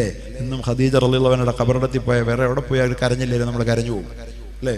ഖദീജ റളിയല്ലാഹുവിന്റെ ഖബറിടത്തിൽ പോയി നമ്മൾ കരഞ്ഞു പോകും. അതൊക്കെ എൻ്റെ വിനീതമായ അനുഭവം പോലും അതാണ്. ഖദീജയെ ലോകമെന്നും ഓർത്തു വെക്കുന്നത് തൻ്റെ പ്രിയപ്പെട്ട മൂല്യമുള്ള ഭർത്താവിനെ സപ്പോർട്ട് ചെയ്തതുകൊണ്ടാണ്. ഭർത്താവിനെ തോൽപ്പിക്കാനല്ല പെണ്ണ് ശ്രമിക്കേണ്ടത്, അതുപോലെ പെണ്ണിനെ തോൽപ്പിക്കാനല്ല ഭർത്താവ് ശ്രമിക്കേണ്ടതെന്ന് മുഹമ്മദ് മുസ്തഫ ആ ഖദീജയെ കുറിച്ച് ഓർക്കുമ്പോഴൊക്കെ പുണ്യ റസൂല് വിതുമ്പുമായിരുന്നുവെന്ന് ആയിഷ പറയുകയാണ്. മരിച്ചിട്ടും മറക്കാത്ത ഈ ഭാര്യയെക്കുറിച്ച് ഞാൻ ഒരിക്കൽ പരിഭവം പറഞ്ഞു, ഇനിയും ആ കിളവിയെ മറന്നില്ല നബിയേ, അതിനേക്കാൾ നല്ല ഭാര്യയെ അള്ളാഹു അങ്ങേക്ക് തന്നില്ലേ എന്ന് ചോദിച്ചപ്പോൾ ചുപ്പ്, മിണ്ടിപ്പോകരുതെന്ന് മുഖത്ത് നോക്കി എന്നോട് ഗർജിച്ച ഒരേ ഒരു നിമിഷം അതായിരുന്നു. ഇല്ല, ഖദീജയെ പോലൊരു പെണ്ണിനെയും അള്ളാഹു എനിക്ക് തന്നില്ല. എല്ലാവരും എന്നെ വെറുത്തപ്പോൾ അവൾ എന്നെ സ്നേഹിച്ചു, എല്ലാവരും എന്നെ അവഗണിച്ചപ്പോൾ അവൻ എന്നെ പരിഗണിച്ചു, ഞാൻ നിർധനനായിരുന്നപ്പോൾ അവളുടെ സമ്പത്ത് കൊണ്ട് അള്ളാഹു എന്നെ അനുഗ്രഹിച്ചു. ഖദീജയെ കുറിച്ച് ഇനി ഒരു വാക്ക് പോലും നീ എൻ്റെ മുമ്പിൽ മിണ്ടിപ്പോകരുതെന്ന് പ്രിയപ്പെട്ട ഭാര്യയോട് എന്തെല്ലാം അനുഭവങ്ങളാണ് ആയിഷയെ സ്നേഹിച്ചതിൻ്റെ മുഖത്ത് നോക്കി പറഞ്ഞ ഭർത്താവ്. അതിനൊരു ഭർത്താവ് വേണം. അള്ളാഹു നമുക്കാകാൻ തൗഫീഖ് തരുമാറാകട്ടെ. കുടുംബം അങ്ങനെ കരിപ്പിടിപ്പിക്കണം. ലാ ഖൈറ ഫിന്നിസാ, ഒരു ഹദീസോടെ പറഞ്ഞു നിർത്താൻ ഞാൻ, ലാ ഖൈറ ഫിന്നിസാ, കുടുംബജീവിതത്തിൽ മുന്നോട്ട് പോകാൻ ശ്രമിക്കുന്ന പ്രിയപ്പെട്ട ഭർത്താക്കന്മാരെ, ഭാര്യയിൽ നിന്ന് ഇവിടെ എല്ലാം കിട്ടിയില്ലെങ്കിലും സങ്കടപ്പെടണ്ട. എല്ലാം കിട്ടുന്ന ഭാര്യമാർ, എല്ലാം ഒത്തുചേരുന്ന ഭാര്യമാരെ അള്ള വേറെ തയ്യാറാക്കിയിട്ടുണ്ടല്ലോ. അതുകൊണ്ട് പുണ്യ റസൂൽ പറയുകയാ, ലാ ഖൈറ ഫിന്നിസാ, ഭാര്യമാർ നിന്റെ സങ്കല്പത്തിന് തുയരുമെന്ന് കരുതരുതേ പുരുഷ. ഭർത്താവേ, ഭാര്യമാർ നിന്റെ പ്രതീക്ഷയ്ക്കൊത്തുയരും, എല്ലാ നന്മകളും അവരിൽ നിന്ന് കിട്ടുമെന്ന് കരുതരുത്. സ്വപ്ന ലോകത്തെ അപ്സരസ് ഒന്നുമല്ല നിന്റെ പ്രിയപ്പെട്ട പാവം പെണ്ണ്. നിന്നെ പോലെ പച്ച മാംസവും ശരീരവുമുള്ള പാവം പെണ്ണാണ് അവൾ. അവളുടെ തൊലിക്കൽപ്പം വെളുപ്പുണ്ടായിപ്പോയി, ചിരിക്കൽപ്പം സൗന്ദര്യമുണ്ടായിപ്പോയെന്നും പറഞ്ഞ് അവളെ നീ അപ്സരസായി കാണരുത്. നിന്റെ എല്ലാ സങ്കല്പങ്ങളും അവളിൽ പൂർത്തീകരിക്കുമെന്നുള്ള അമിതമായ വ്യാമോഹങ്ങളുമായി നടക്കരുത്. സിനിമ കാണരുതെന്നർത്ഥം, TV കാണരുതെന്നർത്ഥം. ഇത് കണ്ടിട്ട് ഭാര്യയെ കണ്ടാൽ അവളെ നിനക്ക് വില കുറച്ച് കാണേണ്ടി വരും. ലാ ഖൈറ ഫിന്നിസാ വലാ സബ്റ അൻഹുന്ന, പക്ഷെ ഒരു പെണ്ണില്ലാതെ നിനക്ക് പിടിച്ചു നിൽക്കാൻ പറ്റുമോ? പെണ്ണില്ലാതെ ക്ഷമിച്ച് ജീവിക്കാൻ ഏത് പുരുഷനാ പറ്റുക? ഇല്ലില്ല, പെണ്ണില്ലാതെ നിനക്ക് നിന്റെ ജീവിതം പൂർണ്ണമാവുകയില്ല.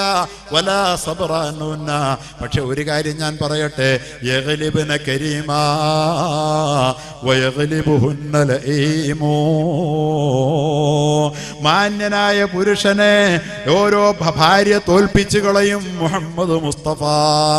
ഭാര്യമാർ മാന്യന്മാരായ ഭർത്താക്കന്മാരെ തോൽപ്പിച്ചു കളയുമെന്ന് പറഞ്ഞാൽ, ഭാര്യ ഒന്ന് ശടിച്ചാൽ, ഭാര്യ ഒന്ന് ചിത്താന്തിച്ചാൽ, ആ ഭാര്യ അവൾ എൻ്റെ ഭാര്യയല്ലേ, അവൾക്ക് തോൽപ്പിക്കാൻ ഞാനല്ലേ ഉള്ളൂ എന്ന് വിചാരിച്ച് തൻ്റെ ഭാര്യയുടെ മുമ്പിൽ തോറ്റുകൊടുക്കുന്ന ഭർത്താവാണ് നല്ല ഭർത്താവെന്ന് മുഹമ്മദ് മുസ്തഫ. ഞാൻ അങ്ങനെയായിരുന്നു. ആയിഷയുടെ മുമ്പിൽ ഞാൻ എത്ര പറ്റം തോറ്റിരിക്കുന്നു. ചാട്ടിക്കാരിയല്ലേ, ടീനേജുകാരിയല്ലേ, ചെറുപ്പക്കാരിയല്ലേ, എന്തൊക്കെ കുറുമ്പ് കാട്ടിയിട്ടുണ്ട് മുന്നേ റസൂലിൻ്റെ അടുത്ത് വെച്ചിട്ട് പിന്നെ മാപ്പം പറഞ്ഞു വരും. പക്ഷേ ഞാനതെല്ലാം പുറത്തിട്ടല്ലേ ഉള്ളൂ. ഞാൻ ഒരിക്കൽ പോലും കൈവച്ചിട്ടില്ലല്ലോ. ഞാൻ ഒരിക്കൽ പോലും എൻ്റെ ഭാര്യമാരെ ഒന്ന് ആഞ്ഞു വീക്കിയിട്ടില്ലല്ലോ, അടിച്ചിട്ടില്ലല്ലോ. പ്രിയപ്പെട്ട പിതാവായ അബൂബക്കർ ആയിഷയെ തല്ലിയപ്പോൾ പോലും തൻ്റെ പിന്നിലല്ലേ ആയിഷ ഓടി ഒളിച്ചത്. അള്ളാഹിന്റെ റസൂലിനെ കുറിച്ച് അപലപിച്ച് എന്തോ പറഞ്ഞപ്പോ ഇഷ്ടപ്പെടാഞ്ഞിട്ട് ആഞ്ഞു പതിച്ചു അബൂബക്കറിന്റെ വലത് കരം ഇടത്തെ കവിളിൽ ആയിഷയുടെ. ആയിഷ റളിയല്ലാഹു അൻഹാ റസൂലിനെ കുറിച്ച് പരിഭവം പറഞ്ഞ നേരമാണ്. പക്ഷെ പെട്ടെന്ന് ഓടി ഒളിച്ചത് അള്ളാഹിന്റെ റസൂലിന്റെ പുറകെ വന്നിട്ട് കൈപിടിച്ച് മാറ്റിയിട്ട് അബൂബക്കറിനോട് പുണ്യ റസൂൽ ചോദിച്ചില്ലേ, നമ്മൾ പുരുഷന്മാർ ഭാര്യമാരോട് ഇങ്ങനെയാണോ അബൂബക്കറെ പെരുമാറേണ്ടതെന്ന്? അബൂബക്കർ അങ്ങനെയൊന്നും അള്ളാഹിന്റെ റസൂലിന്റെ മുമ്പിൽ ചെയ്യൂല. പക്ഷെ തന്നെ സത്യം പഠിപ്പിച്ച പുണ്യ നബിയുടെ മുമ്പിൽ ഒരു പരുഷമായ അത്ര അബൂബക്കറിന് പിടിക്കാത്ത ഒരു വാക്ക് പറഞ്ഞു പോയി, അതാണ് പ്രകോപനം. ഇതൊക്കെ ഞാൻ പുറത്തില്ലേ, ഇതൊക്കെ പുറത്തില്ലേ? എപ്പോഴും നല്ല ഭാര്യമാരും മാന്യനായ ഭർത്താവിനെ ഭാര്യമാർ തോൽപ്പിക്കും. നമ്മൾ തീരുമാനിച്ചോ നമ്മുടെ ഭാര്യയുടെ മുമ്പിൽ ഒരു ദിവസം ഒരു 10 വട്ടം തോക്കാൻ വേണ്ടി തോൽക്കാൻ മത്സരിക്കുന്ന ഭർത്താവാകാൻ ഇന്ന് മുതൽ ശ്രമിച്ചാൽ ദാമ്പത്യ ജീവിതം സന്തോഷമാകുന്നത് ഇന്ന് കാണാം. തോൽപ്പിക്കാനല്ല, തോക്കാൻ മത്സരിക്കുന്ന ഭർത്താവിനെയാണ് ഇസ്ലാം പരിചയപ്പെടുത്തുന്നത്. റസൂലുള്ളാഹ് തോൽക്കാൻ മത്സരിക്കുക. ആയിഷയുമായിട്ട് ഓട്ട മത്സരം നടത്തി. ഒരു വട്ടം റസൂല് ജയിച്ചു, ആയിഷയ്ക്ക് സങ്കടം. രണ്ടാമത് ഓട്ട മത്സരം മരുഭൂമിയിലേ, പ്രണയം അവിടെയാ. രണ്ടാമതോട് എന്തിനാ?